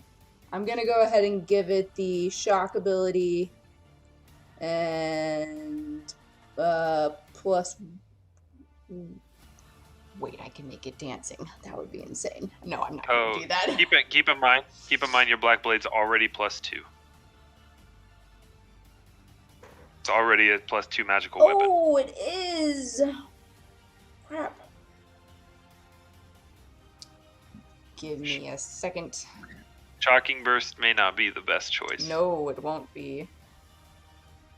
Really quick, I marked it down but forgot to say it. I spent my swift action to enter fusion style of crane and snake style. Nice. Oh, dang it.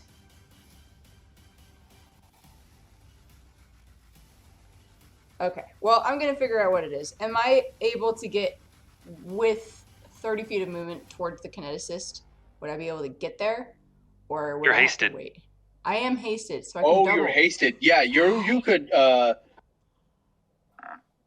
So your base speed is 30, right, Yes. Jess? Yep. So you could get 20 feet from the electrokineticist, because your movement speed is 60 and he is 80 feet away.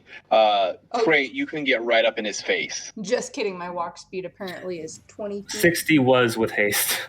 Oh, then never mind. You both have to be 20 feet away. So I am not fast on the ground. So Jess, you could charge double movement speed, make an attack action at the end of it if you wanted to. I will do that then. Yes. Thank you for Pathfinder help. Yes.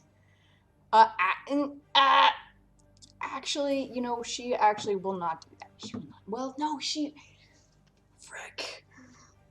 No, she's not going to do that. Hey, on her little first- blast! Don't forget, they asked us to hit the transformer guy. I thought they told us. Oh wait, different instructions for different people. Oh, was it us that were supposed to get the transformer? You and I were? Oh, sorry. But that one's entangled right now? Nope. All right. He was unaffected. Oh, okay. He's got a CMD of 39. Okay. It is in the effective black tentacles, Sorry. though, which will try to grapple you if you enter them. Knew I should have had that ring of freedom of movement, Zach. Dang it. Freedom of movement wouldn't have helped. No.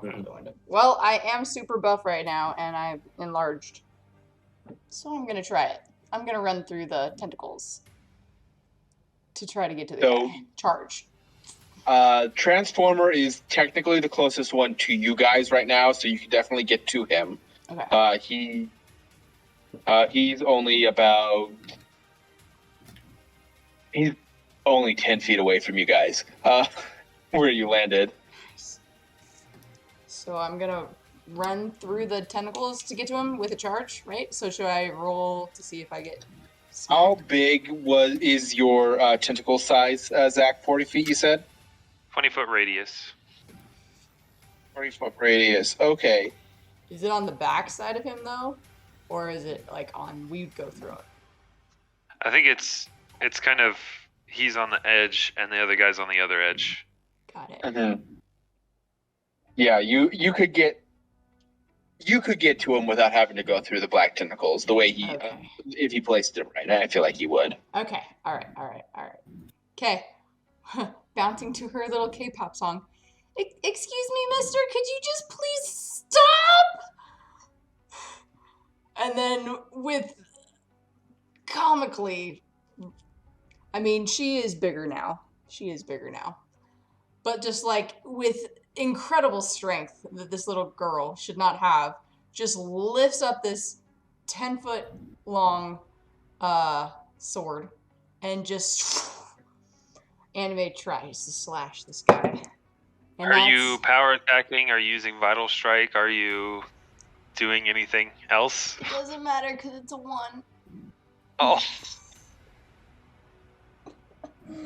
You swing the blade, and the blade makes full contact with the edge of the diesel sword as he fully parries your blade away.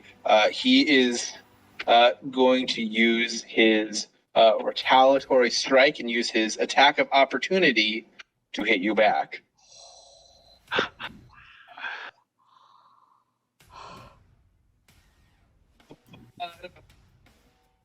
How much? It's your turn.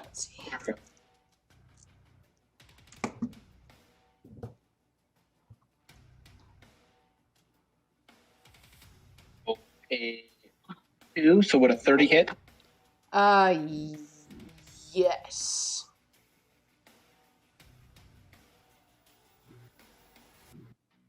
Wait, what's your total modifier on your attack, Jess? Well, Justin does a nat 20 automatically hit, so then a nat 1 would always miss. Regardless of your bonuses. Yep. I also do, if they roll a nat 1 on a save, you do. Oh, you cut out there. You cut out. Oh, can you hear me now? Yes. You're quiet. Weird. So yeah, I also do. If someone rolls the nat 1 on a save against spell damage, they take double. They take Okay. no what? Damage. Oh. Oh, wait. Oh. Oh, double the damage. If they roll oh, a nat 1 on a gosh. save. Great. I All like right. it. Love it. Okay. All right. So you roll 2 1s on his sword attack. You're going to take 18 points of slashing damage and 10 points of fire damage. Woo!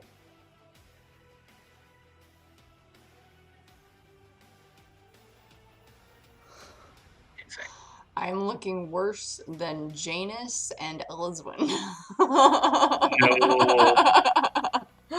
They should have stuck you next to me. I know.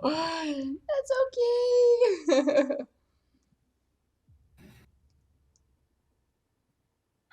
Which then takes us to I've forgotten the name of your Pokemon. Wardine. Wardine, thank you. I was gonna say Warthog. I'm like, that is 100% wrong. It is Wardine's turn. Wardine. Sick 'em. Wardine is going to charge and then make a pouncing attack on Transformer guy. Absolutely. And he's going to use all 5 of his natural attacks. For purposes of DR, they are all silver and magical. Okay. Okay. And he's big enough. Yeah, he has 10-foot reach, so he doesn't have to be in the tentacles in order to do this. Okay, so first one on the bite is a 36 to hit. Yes. Let me roll all these at the same time. I'm gonna enlist more dice. And then 4 claw attacks. Those are not great.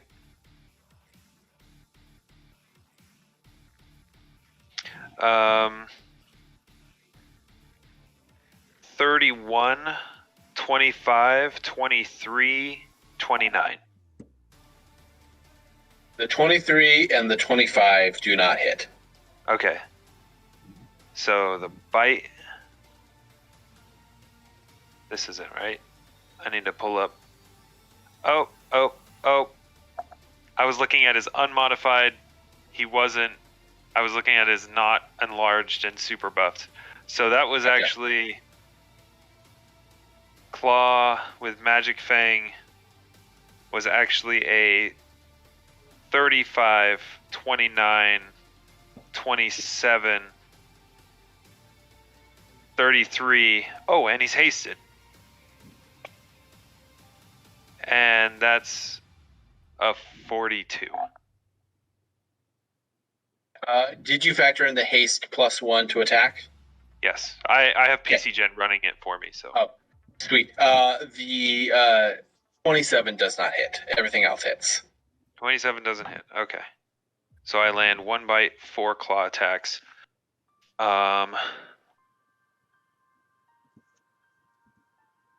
This is gonna Wendy, come here.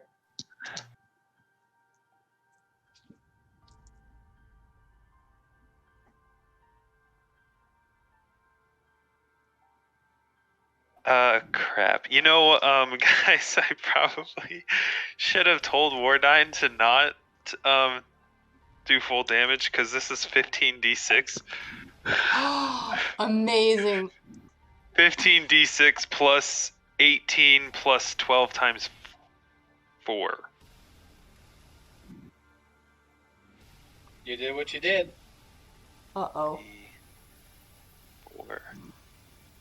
Someone's gonna be in trouble. Yeah. Got a little excited, guys. Alright. pulling up a calculator.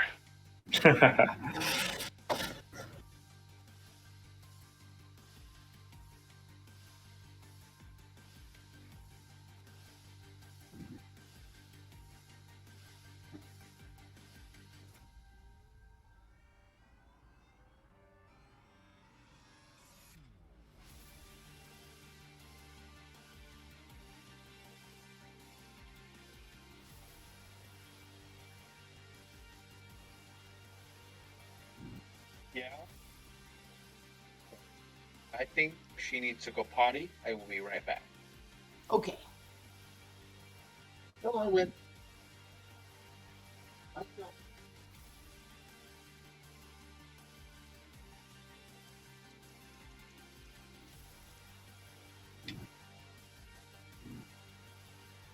I'm starting to get the feeling that the hard part of this fight is going to be not killing everyone.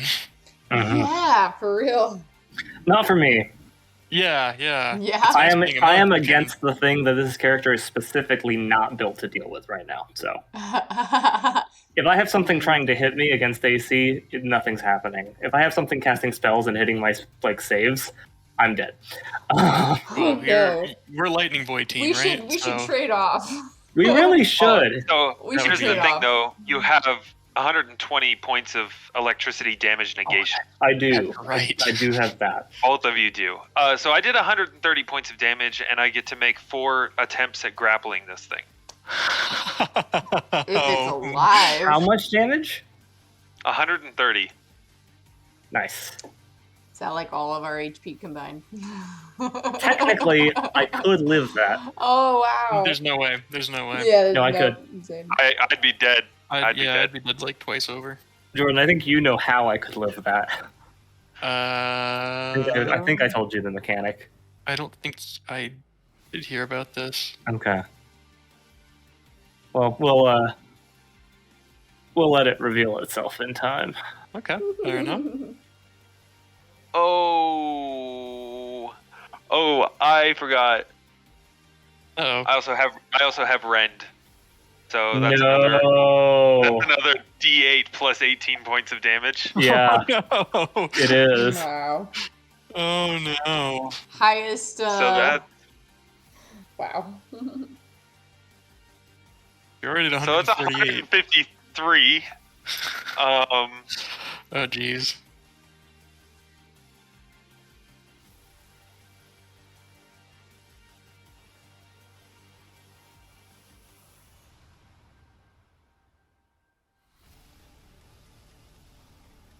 I'm pretty sure I have grab. Yeah, grabs on my claw claw attack.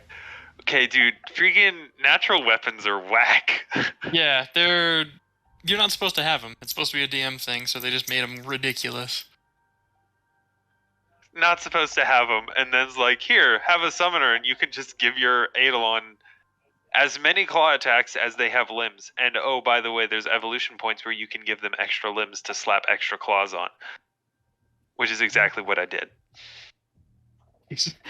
Yep. If I had my way, there'd be another 2 sets of claws on this thing. Well, lucky for our future employment, there aren't. Yeah, Maybe well, lucky. Who knows? I couldn't pass up having spell resistance. So you want the okay. Wardine runs over there, fully massive 6-legged wolf creature, pounces on Diesel Punk Optimus Prime, and hits with every attack except the claw attack. Latches on, gets 4 free attempts to grapple at him, and is also going to rend. So the total damage is 153.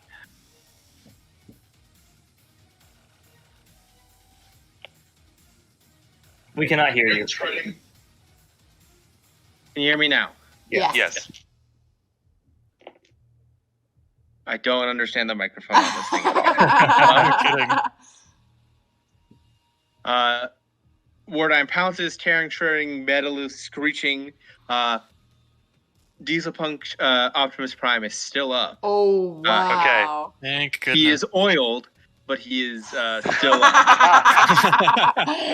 Nice. All right, and I also rolled a 44 to grapple. That was the highest He is grapple grappled. check. Okay. That is Wardine's turn. Wardine fully runs into him, grabs him, and just bear hugs him, rips him to the ground. Barely missing little glass. I'm gonna give just an apologetic look over to the what's his name? Gastro guy. And the Maven Witch. Just he's excited. Aww. Clearer instructions next time. Is now Clear communications are the key to victory. Wow. That's Wardine. Is now the time for a tiny rule technicality? Sure. If that grapple succeeded before the claw attack that missed, that claw attack would have hit because you don't have to roll to attack when you are grappled. It was the second to last. Oh, so the Oh, maybe I can still hear you guys. I just Okay. Maybe that was the problem. Maybe that was the problem. He's cutting in and out. I think technically. Let's see. So I rolled a 2, a 12, a 16, and a 3 for the grapples. The 12 would have been the second attack. The third claw attack is the one that missed. So the 12 would be a flat 40 to grapple. That would have worked. 40 would have grappled him. Okay. Am I retroactively adding extra damage? Yeah, technically. Oh, jeez. I just felt the need to point that out. Sorry. Let me make the new total. Just give me what the new roll was. A total of 30 extra. Okay. Still Wait. up. Okay. Much worse off. Oh, no.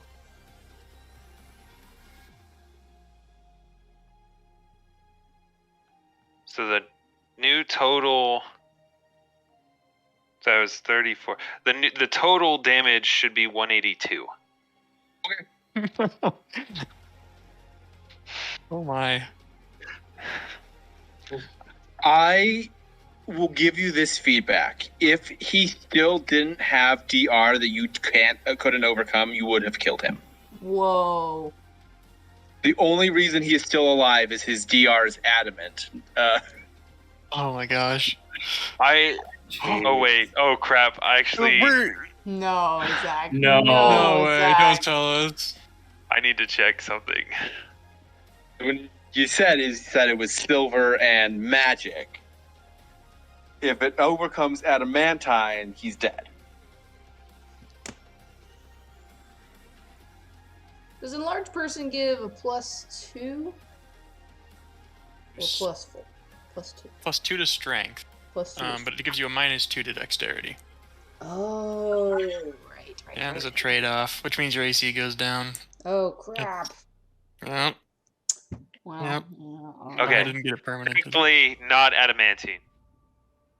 Okay, so still alive. But Still looking alive. rough. I was hoping that he'd have DR so that he wouldn't be my shot.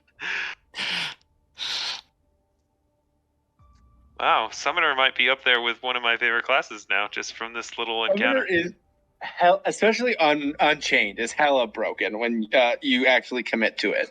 Mhm. This isn't even Unchained. This is just normal Summoner. Yeah, And I thought I was wild.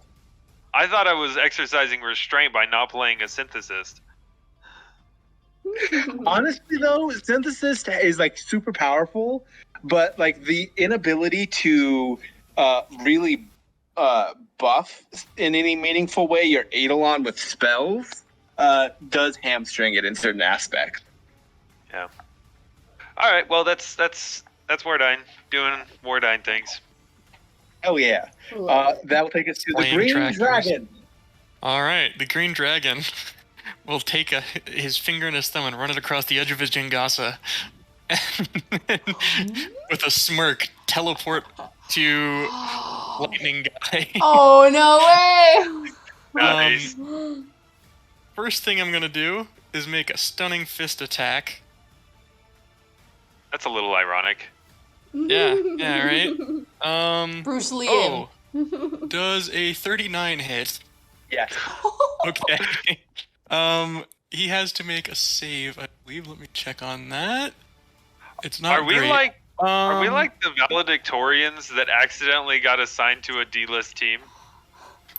No, I just think the understanding what D-list is versus A-list in this world is so wildly skewed versus a typical Pathfinder party.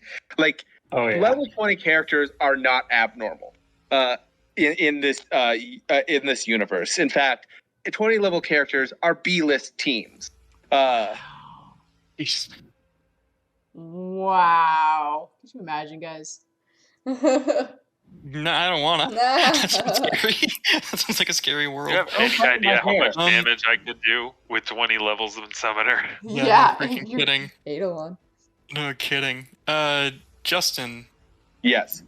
Lightning Guy needs to make a DC. Sorry, give me a second here. 4 plus 6. DC 20 Fortitude save. Fortitude is his thing. Okay, well. Constitution caster. He makes it. Okay. Then I do not get 2 extra attacks. However, this attack still does hit. Which means that I get 1d6 extra damage on all subsequent attacks that also hit. I'm going to be doing all of this non-lethal. Okay. As a monk, which is pretty great right now. Yeah. So then I've got... you know what? It'd be cool. Krait, you're 20 feet back from where I am? 20 feet back? Okay, cool. I will teleport again, 5 feet up in the air. Attack again. That's a 37 to hit. Okay. Okay. I'll teleport behind him. Oh, that's a 2, Okay. so 26. I'm guessing that's not going to hit. 26 does hit. Okay. This guy's in trouble. Whoa! Okay, so that's 3. I'll teleport to one side. That's going to hit. I have to roll a 1 to not hit right now. 3, 4 at full. Okay, so now we're moving down a little bit. Gonna teleport to the other side. Yeah, that's gonna hit. That's a 35. Noah, is this like And then Oliver? This is Oliver. yeah, basically. Without the sword. basically. Mhm. And then I'll teleport in front of him. Oh, I forgot about this. It's a sneak attack. So I will make a style strike for a hammer blow this time. Oh, fuck me. Okay. This is exactly Oliver. That's a 32. Amazing. This guy's gonna be in a rough situation. So give me a second here. I gotta get a dice calculator up. We are gonna Yeah. kill these guys. This is all Oh, he's non-lethal. doing non-lethal. Oh, right. Okay. So that was a total of so kill someone. all of those hit. Hey. So that's 1, 2, 3, 4, 5, 6 hits. One of them is gonna do double fisty damage. So that's and 5 of them have an extra D. I think no. 1, 4, 5. Yeah, 5 of them have an extra D6. So 6 times 3 is 18. Sorry, I gotta do this math out in my head. So 18 What's plus your another deal? 5 is 22. 3, right? Yep. Okay. Plus another 3 is 26. 26, okay. Oh my gosh. Oh, it doesn't add them up for me. I'm gonna... Here we go.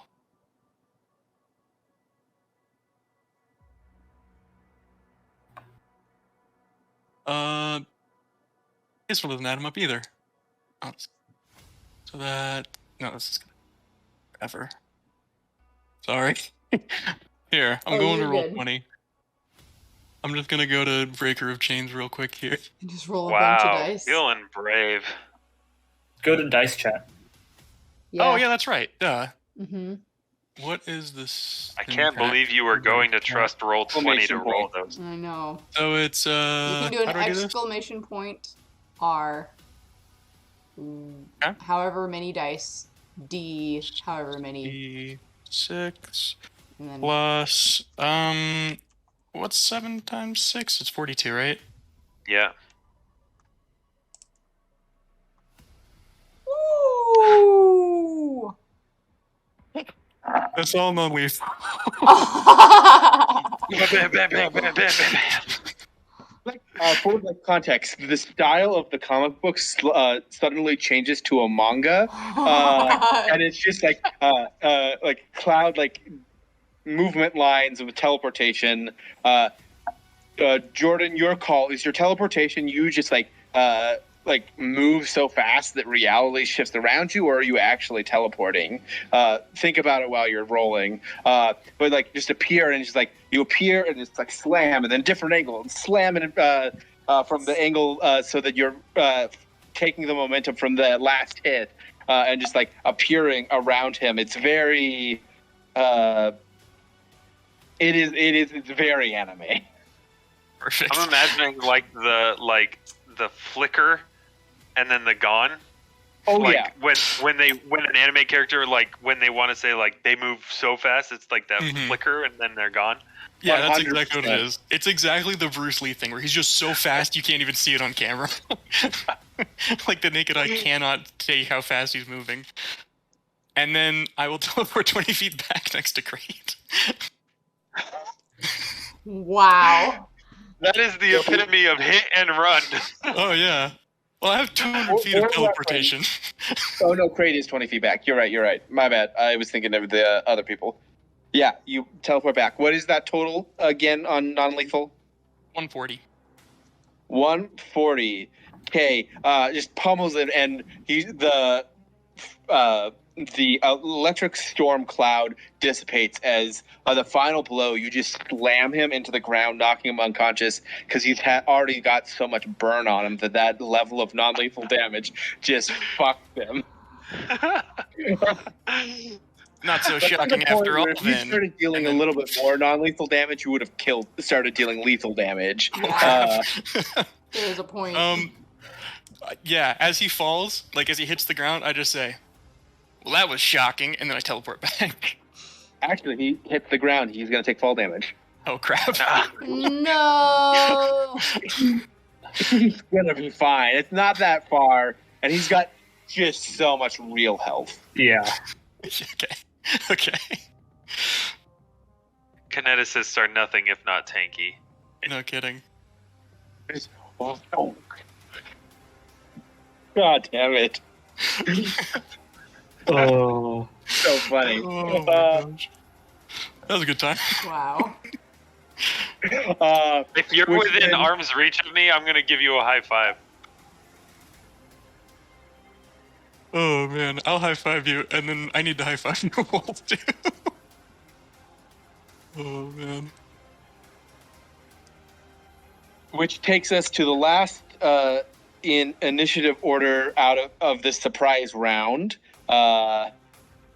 With Gastro Guy is going to shake. He's going to do a composite metal blast, and he's going to ride the blast to the tire guy.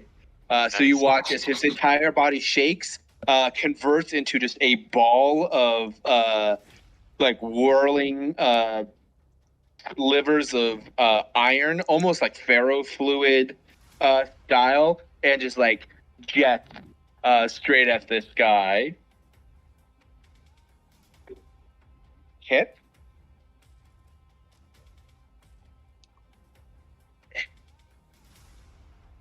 Double check the amount of damage I can do with this. I have a question for anyone. What is a weapon's critical hit modifier? What number would that be? Is that like the Like the Multiplier. times 2, times Yeah. 3, times 4. Yours is times 2. I see, got it. Okay. Thank you. These characters are so wild. Oh yeah. Yeah, I've actually created a list of all of the attacks that I can do depending on what I want to do, so I know which one I want to do on my turn now. Yep. So I'm like, okay, these Oh, ones are man. one attack, or if I had a full round attack. Mm-hmm. All Dude, I this need is is for something to attack me in melee. Yeah. That's all I need. Yeah, that's right. Oh my god. Dude. I think this is actually like proof that there are ways to make just about anything viable. Mm-hmm. Oh, 100%. Okay. I'll roll it in the dice chat. I will readily admit I opted for the build a better sorcerer using a summoner. Nice. The sorcerer level Figured did that out. nothing for me. Yeah, it's hard if you roll 2 casters like that. Mm-hmm. Yep. I don't think I'm even going to get a chance to actually use my summon monster ability, which is kind of a shame. Okay, you could have your own menagerie just running around on the field. Mm-hmm. Well, so here's the thing. It's a super awesome ability, and it turns the durations for the summon monster 7 from rounds to minutes. So that's amazing. But I can't have one of those. I can only have one of those active at a time, and I can't have it active while my Eidolon is also active. So it is literally like Pokemon. I can only have one of them out at a time. That's The amazing. Eidolon is almost always better. Yeah. And the Eidolon has no time duration for being summoned, so that's Right. that's my Pikachu. How does Hey. it get taken off the field? Or does it? I can dispel it. It can be banished. And it can, if its hit points are reduced to 0, it's banished. If I get knocked unconscious and don't regain consciousness, it also gets banished. I really want to hit something with a full attack round action. I really want to get hit by something. Yeah. Well, maybe after this So- we can just battle each other. We'll see jeez. who wins. So I did actually make a list of some of the other monsters that I would summon, and I gave them Pokemon names. Yeah. Oh man. Aw. Please tell me there's some dinosaurs on there. There is one dinosaur. Is it Tyranitar? It's Tyrantodon. So I didn't give them Oh. Pokemon names. I gave them Pokemon-esque names. Oh, that's even better. So I have a Tyrantodon. I have Armadena, Elekfire, Starrak, Shadash, Skelcrow, and Burrowgator. Rogue. That's amazing. Amazing. That's beautiful. That is truly a work of art. Thanks. I was excited about that. Gastro Guy does 3 kinetic blasts against this tire guy. Only hits with 2 of them. And basically just tears him. And then he's going to... his final blast, he does it as a... I forget the name. It's the grappling infusion. Basically tie him down. Which will then take us back to Battlemaster. Beastmaster. Beastmaster. Dang it! Okay.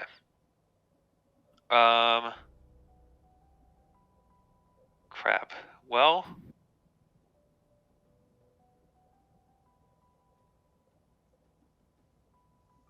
Remind me on Black Tentacles, if there's someone in the area that is not... Anyone in the area gets grappled, anyone- regardless of team affiliation. Anyone in the area at the beginning of my that I'm aware. Does it attempt a new grapple when you enter the area or when you start your turn in the area, or when you enter the area and when you start your turn, or you start in Aspen's turn? So Creatures I believe that enter the area of effect are automatically attacked. Yeah. Gotcha. Otherwise, if they're already in it, it's at the beginning of my turn. Okay. Roll again for the Transformer, who is still technically in it. It was not successful. I rolled a 3. But he's grappled by Wardine anyway. Yes, I'm looking more for the damage. Gotcha. Oh.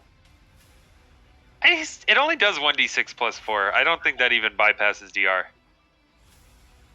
Who knows? However, the other guy, the golden guy, who's still grappled. Let's see.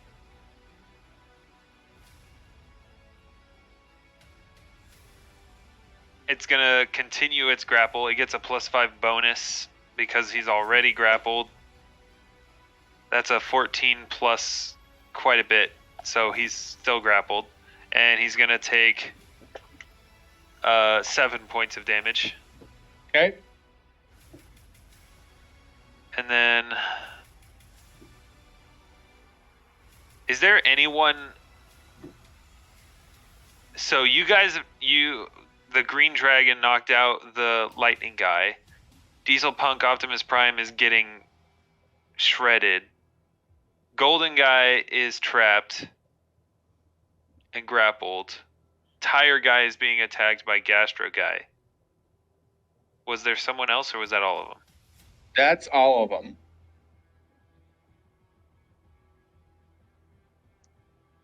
Okay.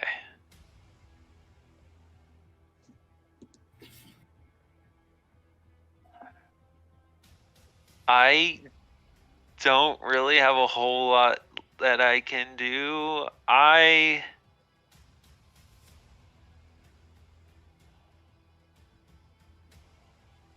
does the rubber guy look?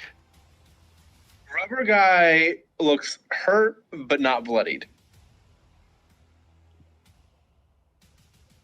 Okay. I'm going to cast Hold Monster on rubber guy. Okay. What kind of save is that? It is a DC 23 will save. Okay, he's got to roll a 20. He rolls a 1. Oh my gosh! That's awesome. So he is currently paralyzed. Wow. Ooh, cool. Chill. I will then just take a couple of steps back and just pull back a little bit from being too close to Transformer guy. Mm-hmm. Realize I'm a little close to the battle, and I don't want to be close to the battle. Just hold him, Wardine. Don't kill him. Not like last time. Okay, that's my turn. Okay, the Maven Witch is actively casting Fly on bystanders to get them out of there. Which, I mean, I want to point this out. Having the ability to cast Fly on someone by giving their blood the ability to move their body through the air is a terrifying concept. Whoa. Yep, that's awful. Yeah. Jordan's like, no. No. Which then takes us, because we're no longer in surprise round, it is the Transformer's turn. He is going to attempt to get out of the grapple, which... Where are your skills, you fucker?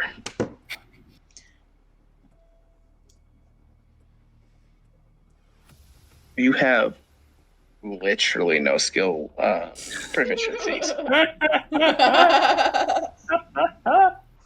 I know the feeling. He's gonna have to do the brute strength Stayed in check. school. Don't drop Hold out, on. kids. Yeah. Which one of us is going to be like the moralizing one?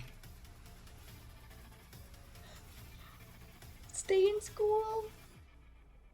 So is a 21 strength check able to break out from the ground? A what? 21. No. He doesn't. What's his CMB? CMB. Oh wait. Oh, you cut out. Can you hear me now?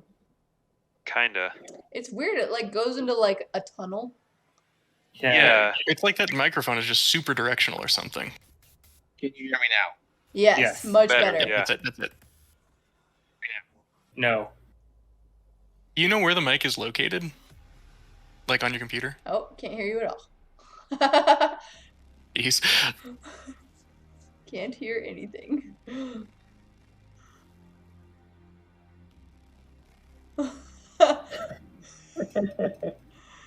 Just start talking, Justin. We'll try to. I No, think he's talking. can't. What the heck? What the actual fuck? heck? There it is. I can hear Okay, that. there we go. Not anymore. Microphone. Oh, there it is. Yep, There you go. okay. Okay. Nice. So I did just a straight strength instead of CMB. So I'll do a CMB anti-grapple check, which then ups it to 40. That breaks out. Okay. He just like grabs the scruff of why is this so hard for me? Wardine. Wardine's neck and just like flings him to the side and is going to attempt to stand up, which does provoke attacks of opportunity because he's getting up from prone. From me? So Don't from kill you him. and from War. Go ahead. Go ahead and take your technically. first. Yeah! That's a crit. All right, your crit range is 15 to 20. Yes, it Oh, is. you're good. You're doing the right thing. What's the So. total? Before you say it's a crit, Yeah. it was a natural 20. No. It was an 18. What is the total on the attack? Yeah.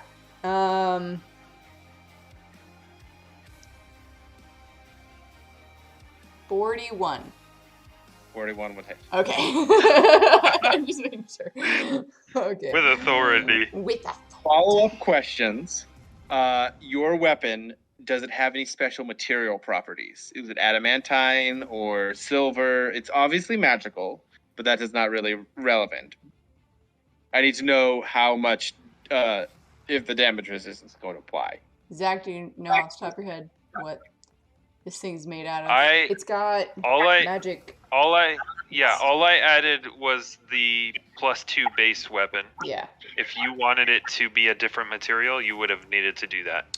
Yeah. It's well, you know what it is a little, Justin. So I would say I don't know. I would say that it's made out of something probably like adamantine mixed with some other type of equivalent that's maybe not on this earth. Okay. Noted. I don't know what that's going to do to this thing, but You probably just killed him. Yeah, that's gonna get through its DR. dang it. Okay. Technically, adamantine is a star metal. Hey, there you go. Ooh, that's okay. What are you doing with your attack? This is Or just I an guess- attack of opportunity. Right, yeah, you can't Vital Strike or anything, not that you should. Just an attack of opportunity. 31 damage. One attack. Oh, hang on. That does Oh my some bleed God. damage. Living into bleed damage. Oh, gosh. Construct. Well, okay, right. Recoil everything. Um, Cut his brake lines. Yeah. Puncture his radiator. Hey man, 30. Losing coolant's no joke. 31 damage. You watch as Little Glass's comically large sword flashes out, sinks straight through this guy's neck. He pulls back and is still standing. Okay, But he we're looks not like gonna... he We're not looks gonna- like Rob. Yeah. Stop! Okay, You shouldn't do this, mister. You should really just, surrender or something. Pulling the Can Obi-Wan I Kenobi maneuver. Can I attempt to do non-lethal damage with a claw attack? I believe you It's a can with any natural weapon. It's at a weapon? -4, right? No, Yeah, that's you gotta doing lethal with non-lethal. Isn't it? I think -4 is doing lethal with a I non-lethal think you weapon. can go either I think or. you can go Yeah, you either can way. do both. Can Yep. you? Yep. I pretty think sure. you can do either way. You just take a penalty. Yeah, I think it's a -4. Let me see here.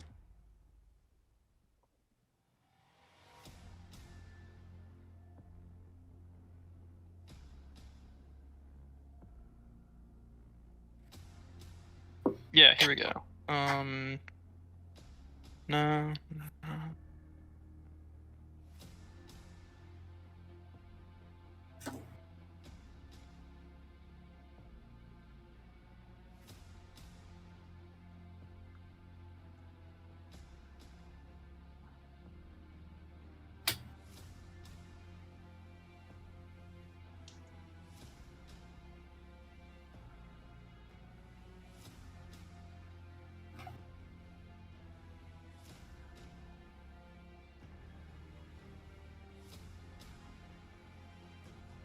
Yeah, you can do it. It's just a -4 to your attack. So I will attempt to do Wardine will attempt non-lethal damage with a claw. Okay, it's a 23. Dang. 23 does not hit.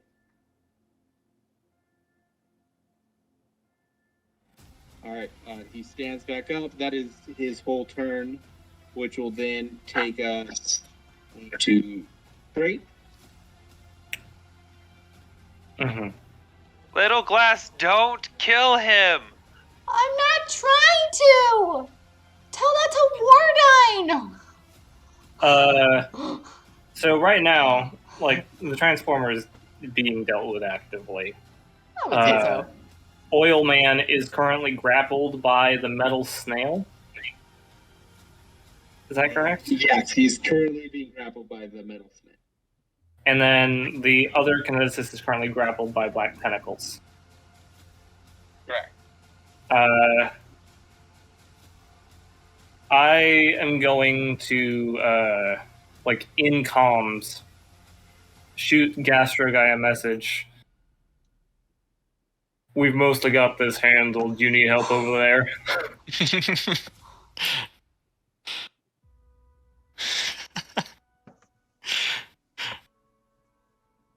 Cannot hear you. Oh, yep, cut out.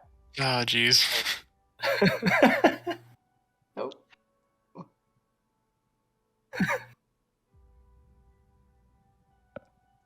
I don't think your volume has anything to do with it. Go into Discord's mic settings and make sure it's using the right mic. That could It's be the it. only mic. Well, what if Yeah, it's the mic- trying to use a virtual mic or Oh. something? Or what if the mic is on his, on the lower part of the front of the laptop and it's getting covered by something? That could be it. Or if it's on the screen, it's the top of the screen and it's tilted the wrong way, it might not pick it up.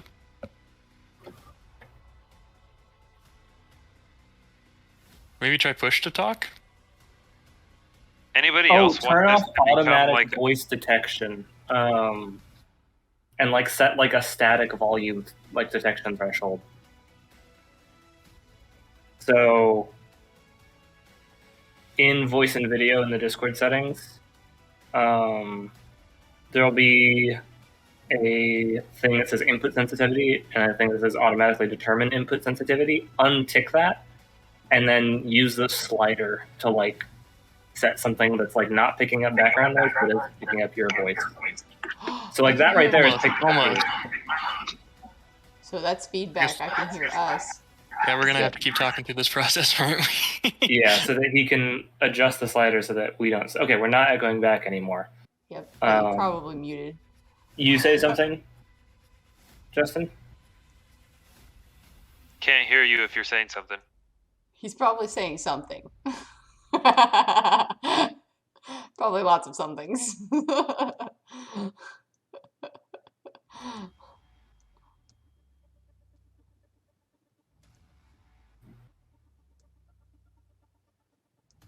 Zach, do you want any more of this food? I'm gonna put it away. I'll put it away. I gotta come out. I want to get some water anyway. Test. Oh yes. Yes. That was it. Okay. Too high for my voice, so there might be a smidge feedback. Let me know if that happens. Okay. Okay. So far, you're good. You're good so far. Okay. Oh, I need to We turn my don't have video your on, video. apparently. Yep. Oh, wait for there's the video. Nice. There we go. Did you figure it out? We'll see. Yeah. Gastro guy says in comms, if everything else is handled, I wouldn't mind an extra set of eyes. What does he mean by an extra set of eyes? Excellent question. You can make a sense motive check if you'd like. I will make a sense motive check. Yes, motive. That's the right addition. I will make a sense motive.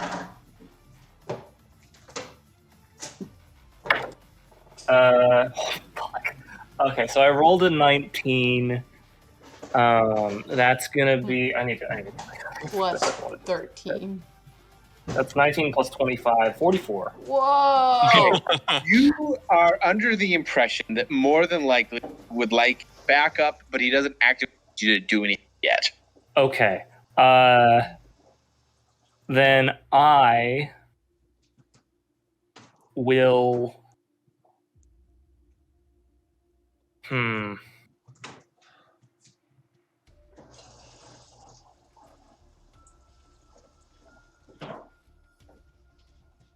Can I attack things that aren't creatures? Like, could I attack the ground if I wanted to? Yes. Yes, Okay. you can. Cool. All right. How far away is he? About 30. Okay. I'll move over so that I'm adjacent to him. Are he and the thing in different squares? I'm assuming they're not, like, in the same square. Yeah, they're in adjacent squares. They're grappled, but it's not like on top of each other grappled. All right. I am going to position myself so that I am adjacent to Gastro Guy, but 10 feet away from Oil Boy. And Okay. I am then going to...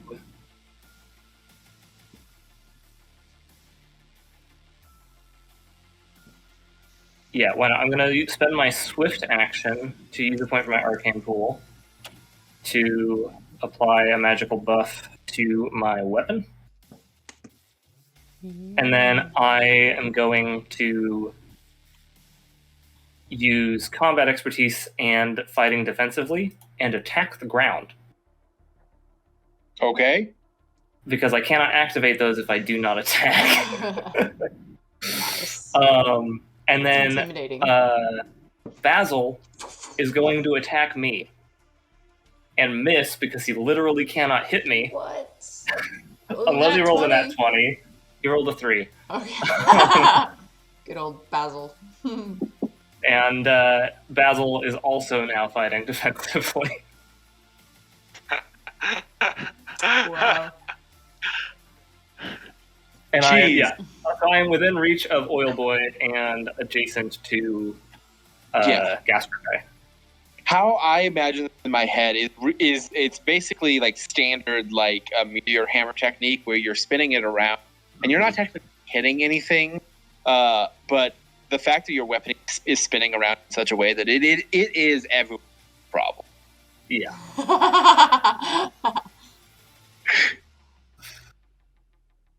And All right. I think that is my turn. Which will take us to Little Glass. Okay. Is this guy... Okay, how many are left? that are alive, awake. So the Transformer is still standing. Right. In front of He me. looks rough. And then the guy made out of rubber, whose car is being grappled, but he is 120 feet away from. Okay, so There is also, I guess, Laser Boy, but he's grappled 30 feet away from you. Okay. Can I do non-lethal with my sword?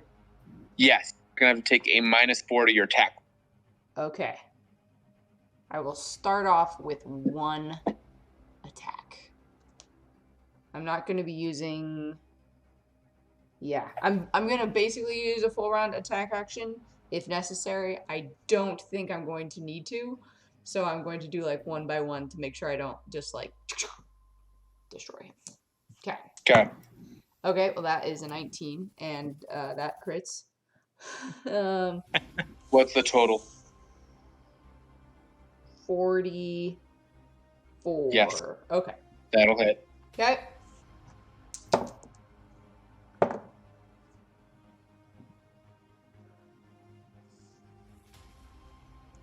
$27, $28, $29, $29 damage. You flash your sword out, hit his head flat of your blade. He falls back into the tentacles, unconscious, because he had 5 hit left. Okay. And that's enough non-lethal damage to put him out. Good boy, Nachi. And she just. Actually, let me double check if I remember.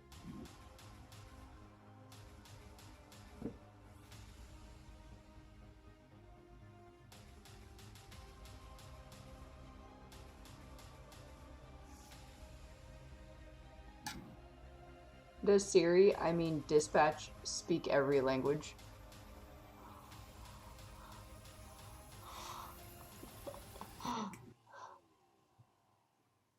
Okay, yeah, so that's never mind. Yeah, he is unconscious. All right. I was just double checking. I remember right to also deal damage with that, but he does not have nearly enough damage to get to his hit point max yet. Awesome. Does Dispatch speak every language?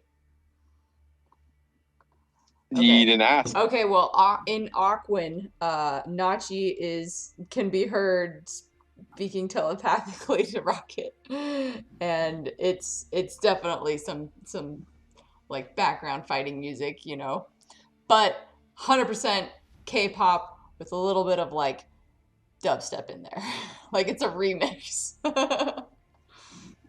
That's her turn, so she's just gonna do that. Okay. His turn. Corrosive laser guy grappled. He has no actual way to get out of the grapple. His strength. The strength does not allow. Haywin. Does not allow him. I know, right? It's adorable. She's so small. She's I know. bounced up there. Oh, she's going into the window. It's her favorite spot to stare at people. Oh, it's adorable. I 100% did not think Black Tentacles was going to be that helpful of a spell. A great spell. Well It's done, a Zach. wonderful spell. I've got it prepared twice. Nice. Fucking corrosive laser dude is a sorcerer. He's not. He's not breaking out anytime soon. Oh. He's also very much a one-trick pony sorcerer. He's not. He doesn't even have like variety enough to get out. Oh man. Oh, you're okay with.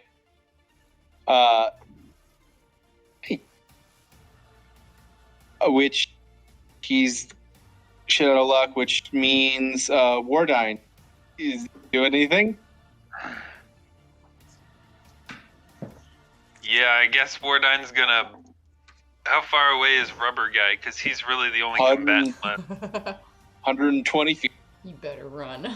Well, Wardine has a base movement speed of 70 feet right now, so. Oh. With Nice. haste? Hasted and huge. Right. So Wardine's gonna bound on over, do a charging pounce, and attempt to do non-lethal. Okay. So I'll leave off the bite attack because I don't really think there's a way to do non-lethal damage with a bite. Use your gums. Okay. But I will use. Well, you know what? He's probably strong enough to survive a bite. So I'll do bite lethal. All the claws will be non-lethal. Just like Okay. slapping at him. Okay. Bite first is a critical fail. No. Then a 27. A 32. A 31. A 34. And another 34. They all hit Even the bite? on the bite. Not the bite. No, because yeah. Oh, wait, no. One. Sorry. I mean, No, the natural technically one. speaking, it's a 22 to hit, but Oh, no, that's still also. But.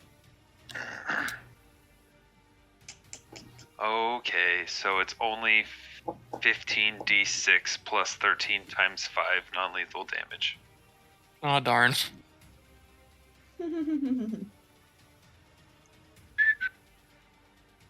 It's not as cool as your teleporting flurry of hammer strikes. It's still pretty cool. Mhm. I mean, you have a fucking Krait, so. Oh my god.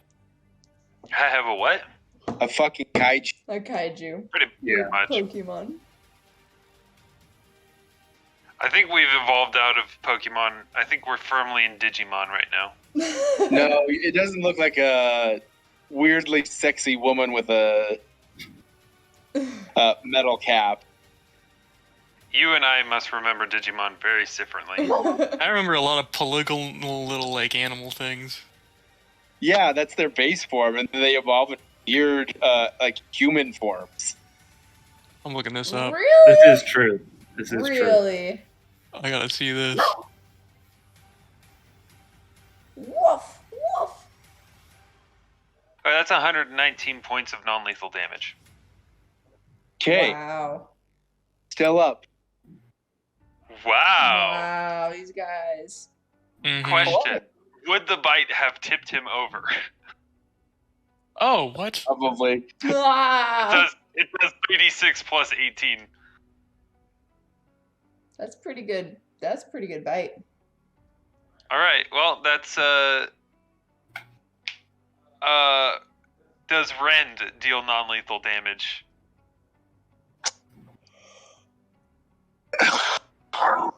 You know what? I don't care. I don't care if it doesn't. I'll just do the lethal. Okay. There we go. I think he'll survive it because I landed a bunch of natural attacks. So that's an additional 20 points of lethal damage. Okay. He is unconscious. You watch he falls to the ground, and all of the rubber melts off of him, and you see this like skinny,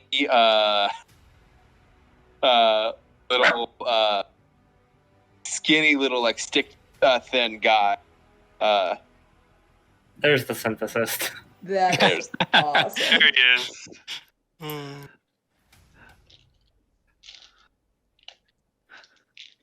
And then that is it. We are out of initiative order.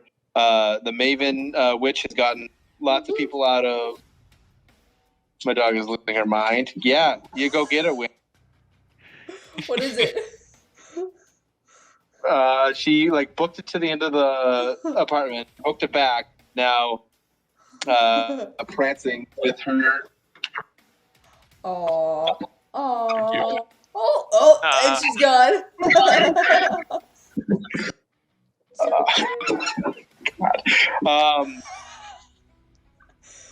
Gaffer Guy teaches you guys how to cuff a transformer,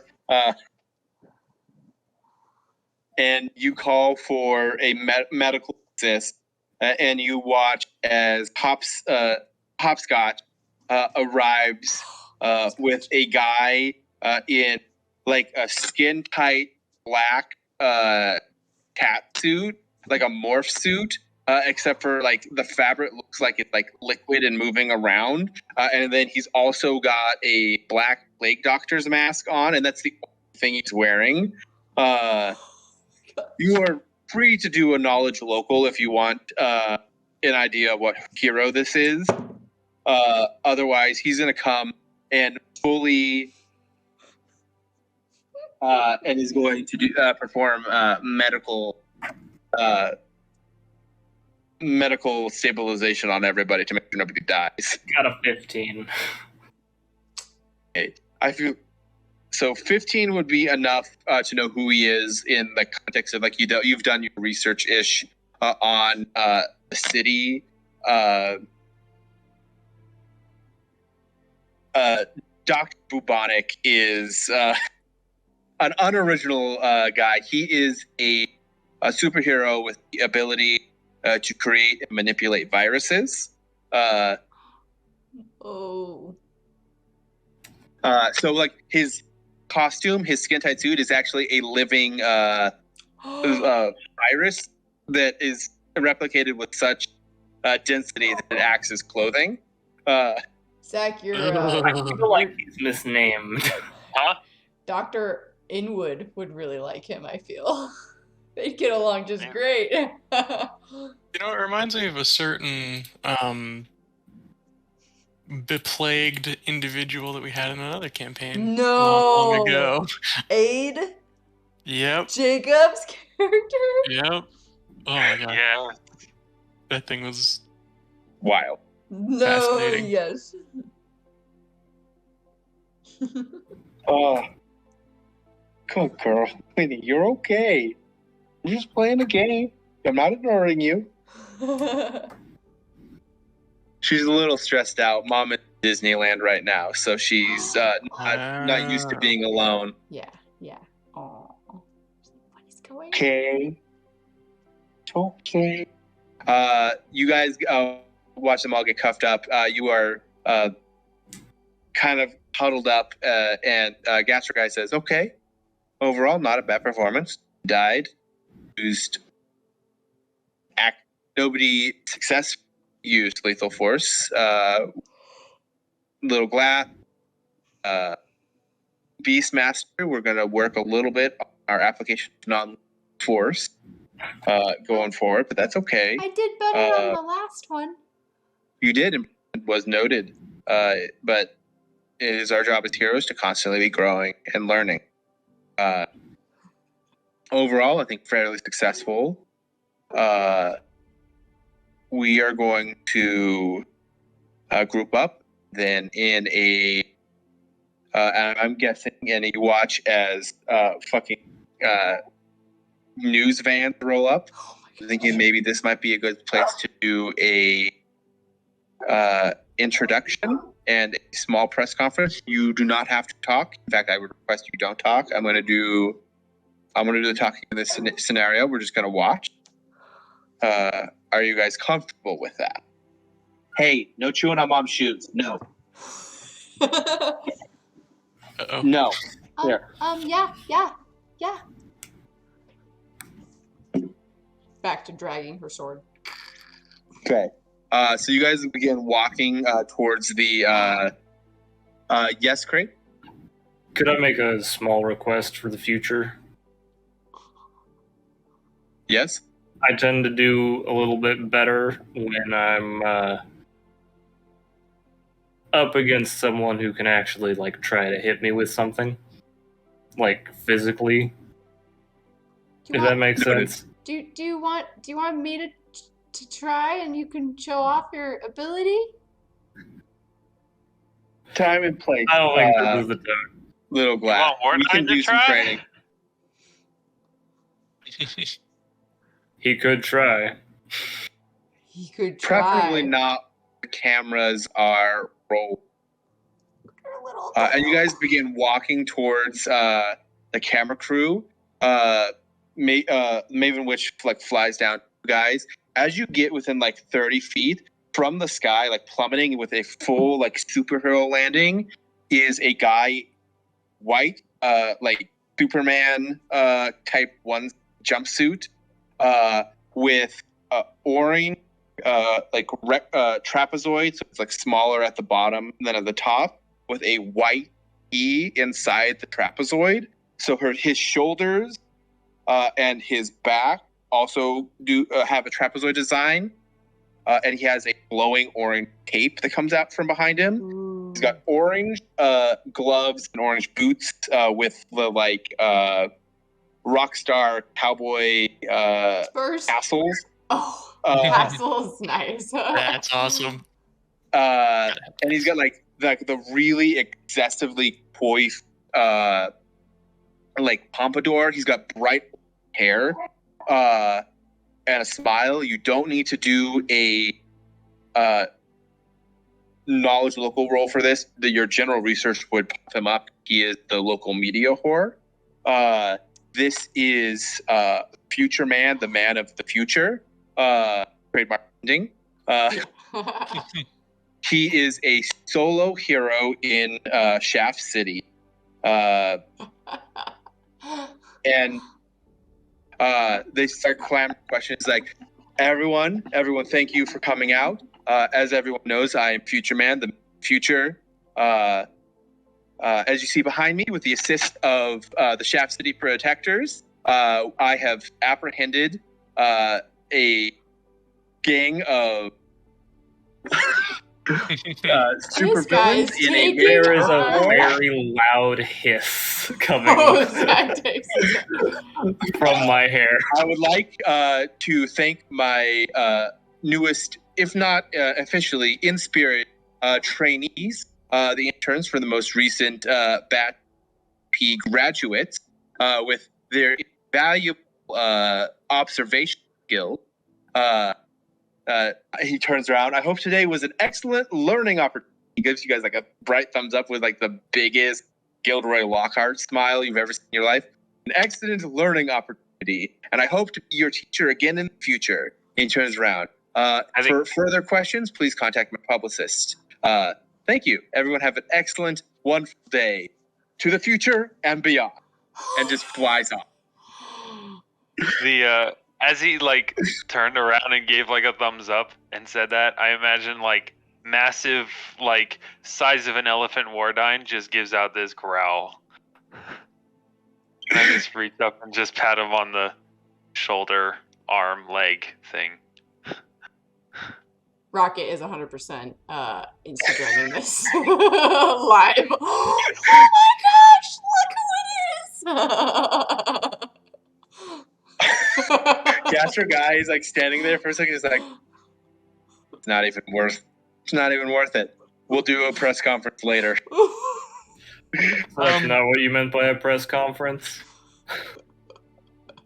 The Green Dragon will use his first Bruce Lee quote of the night. Going off is the fool's idea of glory. Yeah, Future Man. Should call him Poser Man. Right? He like nudges your shoulder, the Green Dragon. I mean, he did get here before us, but would have been nice if he was there in the past. He only got to the cameras before us. Exactly what I mean. We could have used 2 minutes ago, man. I'd like to give that guy a piece of my mind. And by give him a piece of my mind, I mean give him a piece of Wardine's claws. But an unfortunate side effect of some of the laissez-faire nature of hero work Sometimes credit is stolen. I would suggest not antagonizing him, despite his unsavory attitude towards sharing credit. The future man is a strong hero, is useful when needed. But God, is he a dick. We'll have our time. Alright, well, I guess. Do you think next time we could get an autograph? Sure, he would love to give it. Oh.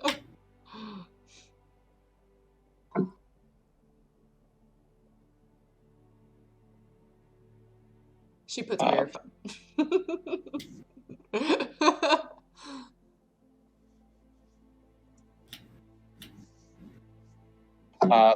So, right here. Gastro guy puts his fingers up to his ear. Dr. Mumbler, tell Scotty to connect with dispatch to get our coordinates, and let's. What's the name of the teleportation? Right. Sorry, right. I was in and out a little bit, so I could have missed that. Beam us up. Ask Scotty to bring us in. Oh, wait. I'm gonna dispel enlarged person.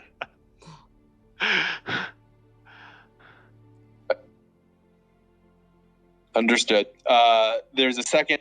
There's a bright flash of light as you feel your molecules vibrate, die, and are reincarnated.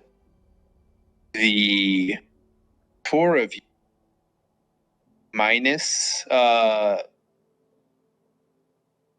is it so hard? Wardine. Wardine name. Minus Wardine, minus Gastro Guy, minus the Maven Witch, and minus Basil.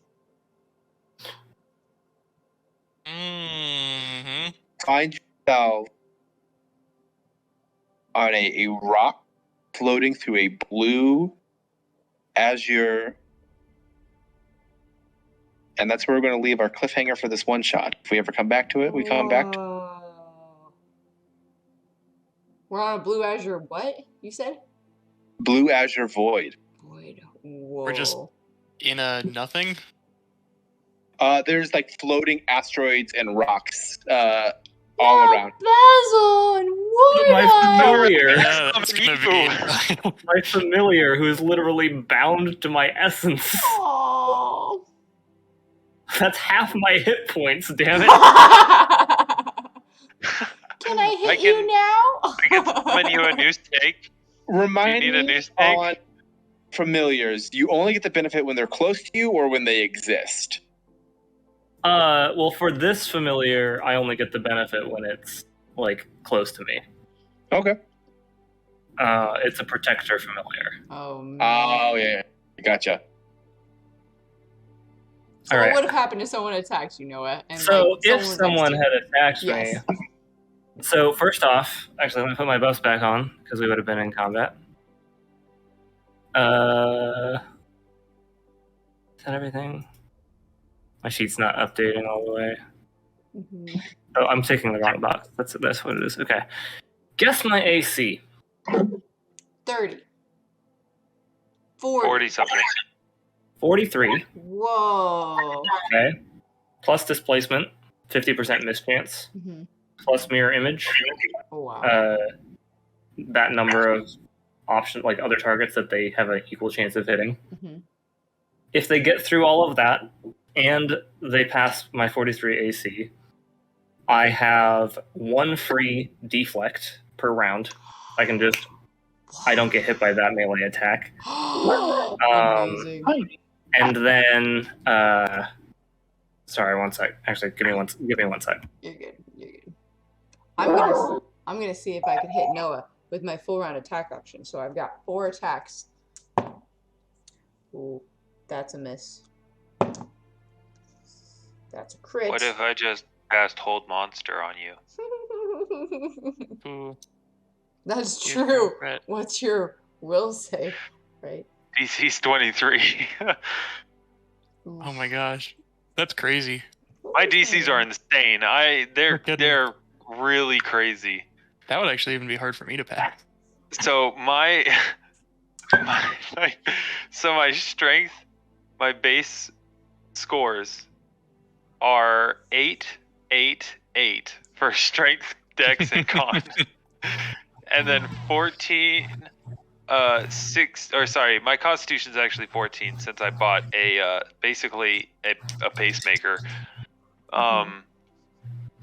So 8, 8, 14, 14, 26, 29 charisma. Wow. Oh man. Oh boy. That's crazy. My scores ended up so trash. I'm a monk with an 8 strength. Oh. Ooh. I actually had to take power attack off my sheet before the fight because I realized I couldn't get it. Oh. Technically, I am also a monk with 8 strength. But it's buffed to 10 because of enlarged person, which is permanent. Jess is the only one that actually has a good strength score among I do. us. I have a 18, but with mods I can get it up to 24. Alright, Jess, do you want to see this unfold? Yeah. Alright, attack me. Okay, now we're going I just for took it. my turn attacking the air. All right. Can you roll a DC will save against DC 23? We'll He is a see. monk. I have a will save of 11, so I have Good. to roll a 12. Decent shot. I did not roll a 12. Oh. All right. So Does I Hold would have Monster paralyzed you. affect humans? Yeah. Yeah. Creatures. Yeah, it does. Any creature. Shit. Yeah. That's the benefit. Is it affects everything. Expanded. It goes to everything. I'm Okay. going I to still think affect hold creature would be a better name. Mhm. Probably. Alright. Hey, that is a 42 to hit. Well, okay, first, roll a d100. Oh, goodness. 96. Okay, you made it through. Roll another d100. I'm gonna roll a d4 to figure out how many. Okay. Is that 4 out of 100. 4. I only have 4 mirror images right now, so you rolled a 4. 4. You needed above an 80. One of my mirror images is gone. Okay. There are now only 4 of me. Okay. So the second attack? Yep. I can't miss. I missed. Oh wait, did you hit my AC? Sorry. It was 40. Let's see. I think she was one shy. I think she 42. got I think she was 42. one I said shy. 42. Okay, no, so that mirror image does not disappear. You missed my Yeah. AC. 42. Really oh, but quick, plus before haste. 43. okay, so you do hit that. But you miss because Yeah. you hit one of my mirror images. Yeah. Because you just missed an attack against me, Oh no. I now get an attack of opportunity against you. Oh no. Okay, go for Alright. it. Okay. This is an unarmed strike converted to a trip attempt. Okay. Oh, Alright? brilliant. Okay. Monk's pretty cool. Does a 34 pass your CMD? Zach, how much does enlarged person add to that bonus? Do you know off the top of your head? Size modifier plus gonna- 1. It's gonna be, but it's also strength based. So Oh, however Right. much your strength, and then plus 1 from size. Okay. Oh, CMB or Plus- D? CMD. What is your CMD? D. 31 at 3. or 32. Thir- So you so, make it. Yeah, you do it. Okay. Yeah. all right. You have been tripped. Okay. Did you hit I get me? with the trip attempt. Oh, it was just a trip attack. Got it. It was just a trip attempt. Oh, yeah. but now you're tripped. So and I he's gonna, trip you. Yeah, Okay. okay. I'm gonna guess Now- something greater than trip. Because that hit, I Uh-huh. get another free unarmed strike against you. So let me roll that real quick. Okay. Whoa. You are in the process of being tripped. Is Apparently, my this probably isn't going to AC hit. +4 now since I'm Oh, prone? let me look up the thing for prone. It's- because you are it's technically mine. prone now. Oh, that's It's on plus range 4 to attacks. hit. Yeah. The +4 to your AC is against range. It's a -4 if it's melee. Yep. It hurts real bad. You also. Oh wait, that's where's prone? Give me prone.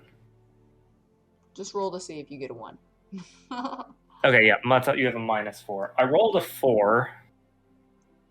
That'll be +15. Does 19 hit? Okay. Well, That's only. Let's see, 5, 30. Nope, it doesn't. 20. Okay.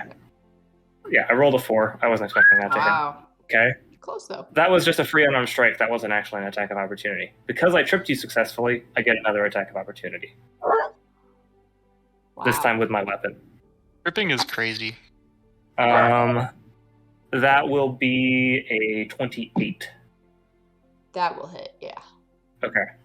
So, and I'm just going to roll this now. Because I hit you with that attack of opportunity with my weapon, I get another attack of opportunity. Does it because keep my weapon has going? the fortuitous enchantment. No, it's just Okay. this one chance. Okay, I was like, whoa. That's the one. Infinite attacks of I know. opportunity. That's a nat 1, so that does not hit. Yay. But that is one attack against you. Cool. That'll do 3d6 plus 7 damage. It's barely not a crit. That is 20 damage, Cool. I am and still 11. you are prone. Yeah, that's true. I'm down. But yeah. You gotta stand up. So if it's still my attack and I'm using my full attack action, can I attack from prone? I just take minuses? At a -4. Does a 28 hit? No, it doesn't hit. Nope. Okay, so What's your normal attack bonus? the Who's? highest one is 23. Okay. But then Minus- +2. So that could exactly hit on a 20. It hit the crit. But a hit. 20 could automatically hit. It would be an Yep. Yeah. One thing I do want to point out about this build that I did make that was really fun, that I'm not going to do, I didn't get a chance to do it, but I have Great Cleave, Ooh. and this thing, Zach helped me build this, so this is Zach's credit here, but essentially, if there was a whole row of people around me, I could just keep going until I stop. That's awesome. Amazing. That's awesome. Which would have been 1, 2, 3, 4, 5, 6, 7, 8. Potentially 8. 8, but it also has reach, so I could do the outer circle of that too. So you don't have reach with that sword unless you lunge. So you could lunge and potentially hit a 10-foot radius Yeah. around you. That's crazy. Really good. Just What for is fun. everybody? Does anybody else have any abilities that they didn't get to use? Because I've got a Yes, couple. I have more real quick. I'm just going to finish this out real quick. Oh gosh, okay. So you saw what happened when someone misses one attack against me, right? Yeah. I have 11 attacks of opportunity around. Oh my gosh, I would have missed that So one. if you had kept attacking me Yeah. and kept missing, I would have gotten more and more and more attacks on you. I would have just stopped. I would have been like, no. Exactly. Anyone who is adjacent to me, I can spend one of those attacks of opportunity to give them +9 AC on an attack going against them. Incredible. What's that called? What's that feat? It is called Bodyguard. Nice. Normally it's only a +2, but there's ways to increase that. Nice. So you only ever saw the Eidolon. I also had prepped in the wings. I could summon 1 T-Rex. I could summon 1d3 Liland Azadas, Okay. which is a chaotic good large outsider that can cast Hold Person 4 times a day. I Nice. could potentially summon 3 of those. A rock. I have a rock that was in the wings. 1d3 Shadow Demons, 1d3 Vance, and 1d3 Bullets. Oh my gosh. Oh, I've always wanted to try to get better use out of like the choker, I think is what it's called. The choker, I've used that before actually. Yeah, that's against pretty great. against some people. It freaking wrecked. Yep. I also didn't didn't use it because our little like scouting thing was none of them looked like casters. I also have spell turning, and Nice. I have adjustable polymorph. Oh, that's cool. Oh. Hey, Winnie. And then everything else is like enlarged person, mage armor, magic fang, rejuvenate, eidolon lesser, shield, corrosive touch, bark skin, blood armor, bull strength, haste, invisibility, black tentacles, dimension door, protection from energy, rejuvenate, eidolon, stone skin. So all of it's just like either it buffs the eidolon or it helps me not get hit. It's crazy. That's awesome. Nice. Jordan, I what have- did you... Yeah, you go, Jordan. So a couple things I've got here. Because monks get a crap ton of stuff. Yeah. Also, Inquisitors get a crap ton of stuff, but I only took one level. So I do have judgments. So I do have things like I can just add a +1 to my attacks and damages. But you can only do it once a day. But some of the other stuff I've got here. Medusa's Wrath. If I manage to hit somebody who's like flat-footed or there's a whole list. I can do 2 extra attacks at my full BAB. Whoa. On top of Wow. haste? Yeah, if I was And yeah. your VAB? So if I was in like perfect conditions, haste, Uh-huh. Medusa's Wrath, all of that, I could get 8 attacks around. Wow. Wow. Okay. And 6 of those would be at a +24. Well, teleport. I can. That's like the reasonable things I can do. There's some dumb stuff in here too. I can, for 2 key points, get a spell resistance of 22 for 12 rounds. Whoa. Yes. I cast Barkskin on myself at one point, just before like when we were buffing up. Nice. Crazy. Spellcasting. I is also, this is my awesome. personal favorite. Even the teleporting. This is my personal favorite. I have Dragon's Breath as a spell-like ability. It has 2 key points to use, but it also uses my monk level as my wizard or sorcerer level, so it's at 12d6. Oh, what? It's so dumb. I don't know why they gave it to me. Wow. It didn't come up, but Wardine also has spell resistance of 23. Nice. Jeez. Maybe one of these builds we should just pick one person to buff up, and everybody else is like, their whole goal is to be like, all right, we're gonna buff you up. So how about we all play, that would basically look like all clerics and like one summoner could be horrifying. Oh, wizard too. But yeah, Yeah. maybe throw a bard in there, Yeah. just because they But, have like, access to some other spells. Bards, I wouldn't say wizards. Wizards, I mean, there's other classes that have more buffing stuff, are more focused on that. So like clerics, bards, paladins, even sorcerers, oracles. Oh, if you're not going Oracles are Summoners. great. Yeah, or core. Yeah. And that would be so crazy Yeah. to dump all of that on one 'Cause I'm one or two, I guess, right? Because you'd have overlap eventually. just like imagining some like barbarian with sneak attack that was able to like, you know, be invisible while flying and in large person and has bull strength and then is like immune to so many things and has all these DRs and it'd be great. It could be pretty insane. I gotta say, How much can we buy someone? I've been a big I've been down on the monk class for a while just because I've seen people like Jake manages to build really great monks a lot of the time, but he's the only person I've ever seen actually succeed with a monk. I was missing out. Aww. This is stupid good. Yeah. Oh yeah. What's the Oh, yeah. teleport ability called? What's that? Dude. Dimensional Dervish. Is it You can actually get it with feat? a lot of different ways. Yeah, there's a lot of ways. It's a into feat chain. Is it just a monk thing or is it? No. No, There's if a you lot can of ways cast into it. Dimension Door or use Abundant Step, you can go through that chain. Yeah. And it's incredible. Is it just every time you hit, you just bloop, bloop, bloop, bloop? It's what it You is. get the ability to teleport up to a certain total distance within a full attack action, and can It's double split it your up move. between attacks however you want. What? It's Elves ridiculous. wouldn't You can use move. that. That's Sneak ridiculous. attack! Sneak attack! No, there's no way she could get it. It would take It's her not forever. for It's her. like a 5th level spell. Oh, okay. Oh yeah, that's right too. Yeah. Not. But no, like it's dumb because that teleport distance is twice your movement speed, which as a monk, my base movement speed is 70 feet already.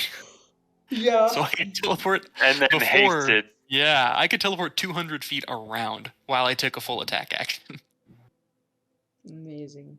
It's so dumb. I don't know who made that, but it's so dumb. Pathfinder wizards.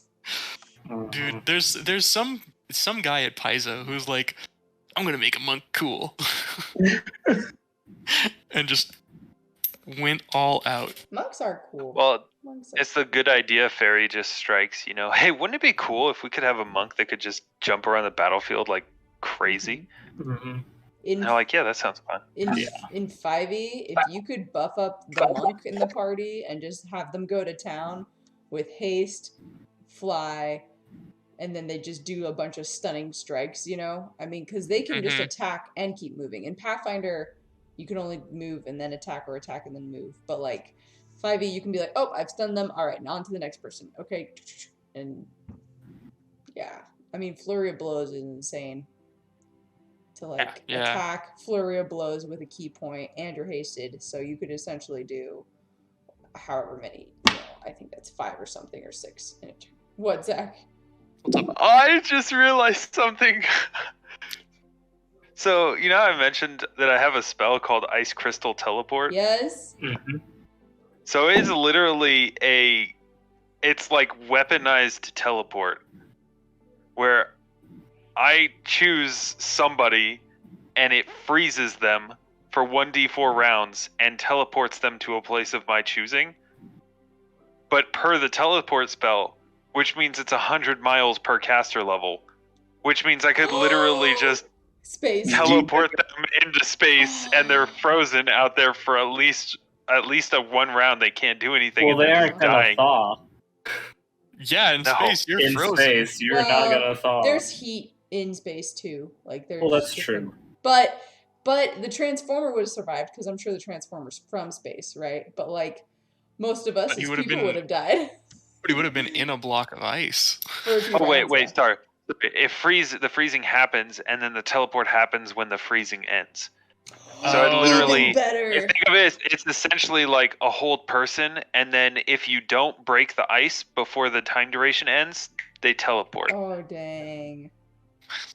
And So- yeah, there is Intense. technically heat in space, but like it's still cold. Yeah. Yeah. Like it's not Well, absolute you know, zero, the but lack it's of below atmosphere 0 and yeah. Yeah. Yeah. Oh, I do And want to really say, quick. Oh, just total digression. okay. I did look up the Digimon thing just to see. Oh my I gosh. feel like I should be on a watch list. Oh, no. 100%. Oh, Yeah. no. Like, Oh, yeah. what? Yeah. Watch this as kids. Oh, kids watching it. Really quick No. to explain Basil. Ooh, yeah. So That's Basil is a protector familiar. You got all your normal like familiar stuff, except for like some of the like useless things, and he doesn't get evasion, which is kind of feels bad, but it's not really necessary. What he does get is hit point total equal to my hit point total, Nice. wow. and the bodyguard feat as well as the combat reflexes feat, meaning he gets 3 attacks of opportunity. No, 4 attacks of opportunity that he can use to respond to attacks against me to give me +2 to AC. Additionally, it's treated as if he and I are basically constantly under like part of the effects of Shield Other. So whenever one of us takes Nice. damage, we split that damage evenly between our 2 health pools. Which is nice. So he effectively doubles my hit point total. Yeah.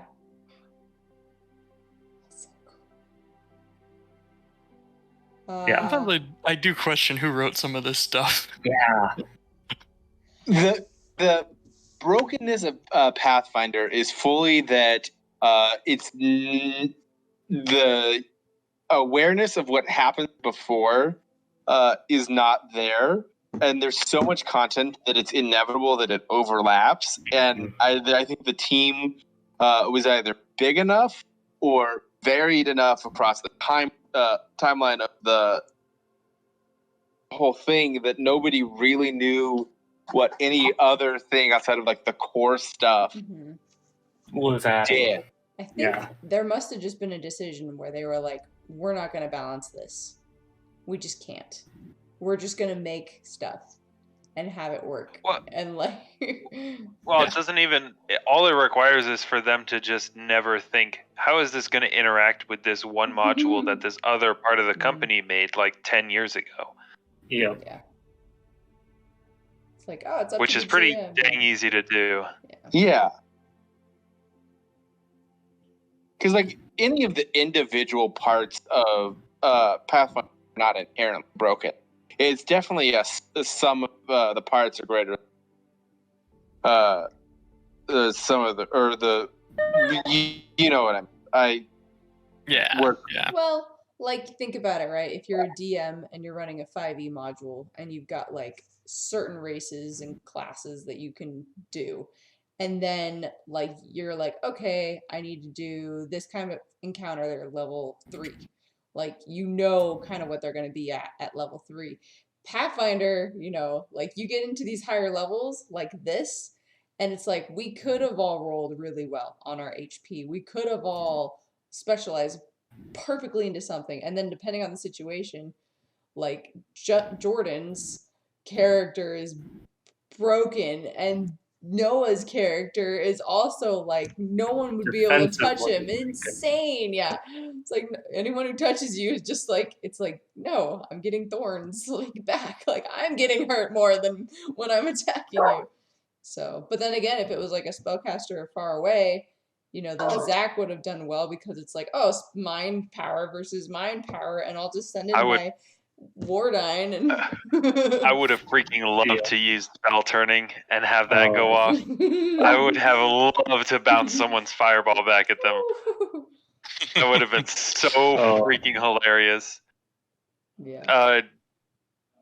Justin, in one of the sessions that we had where they were fighting in the arena, they decided to goad a very powerful wizard that was their enemy, and invite him to come see their fight. He ended up buffing the Gigantosaurus that they were going to fight and gave it spell turning. And Jordan's character almost killed herself with her own sneak attack empowered magic missile.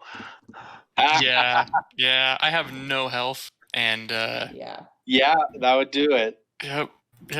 I then got swallowed whole. Yes. Yep.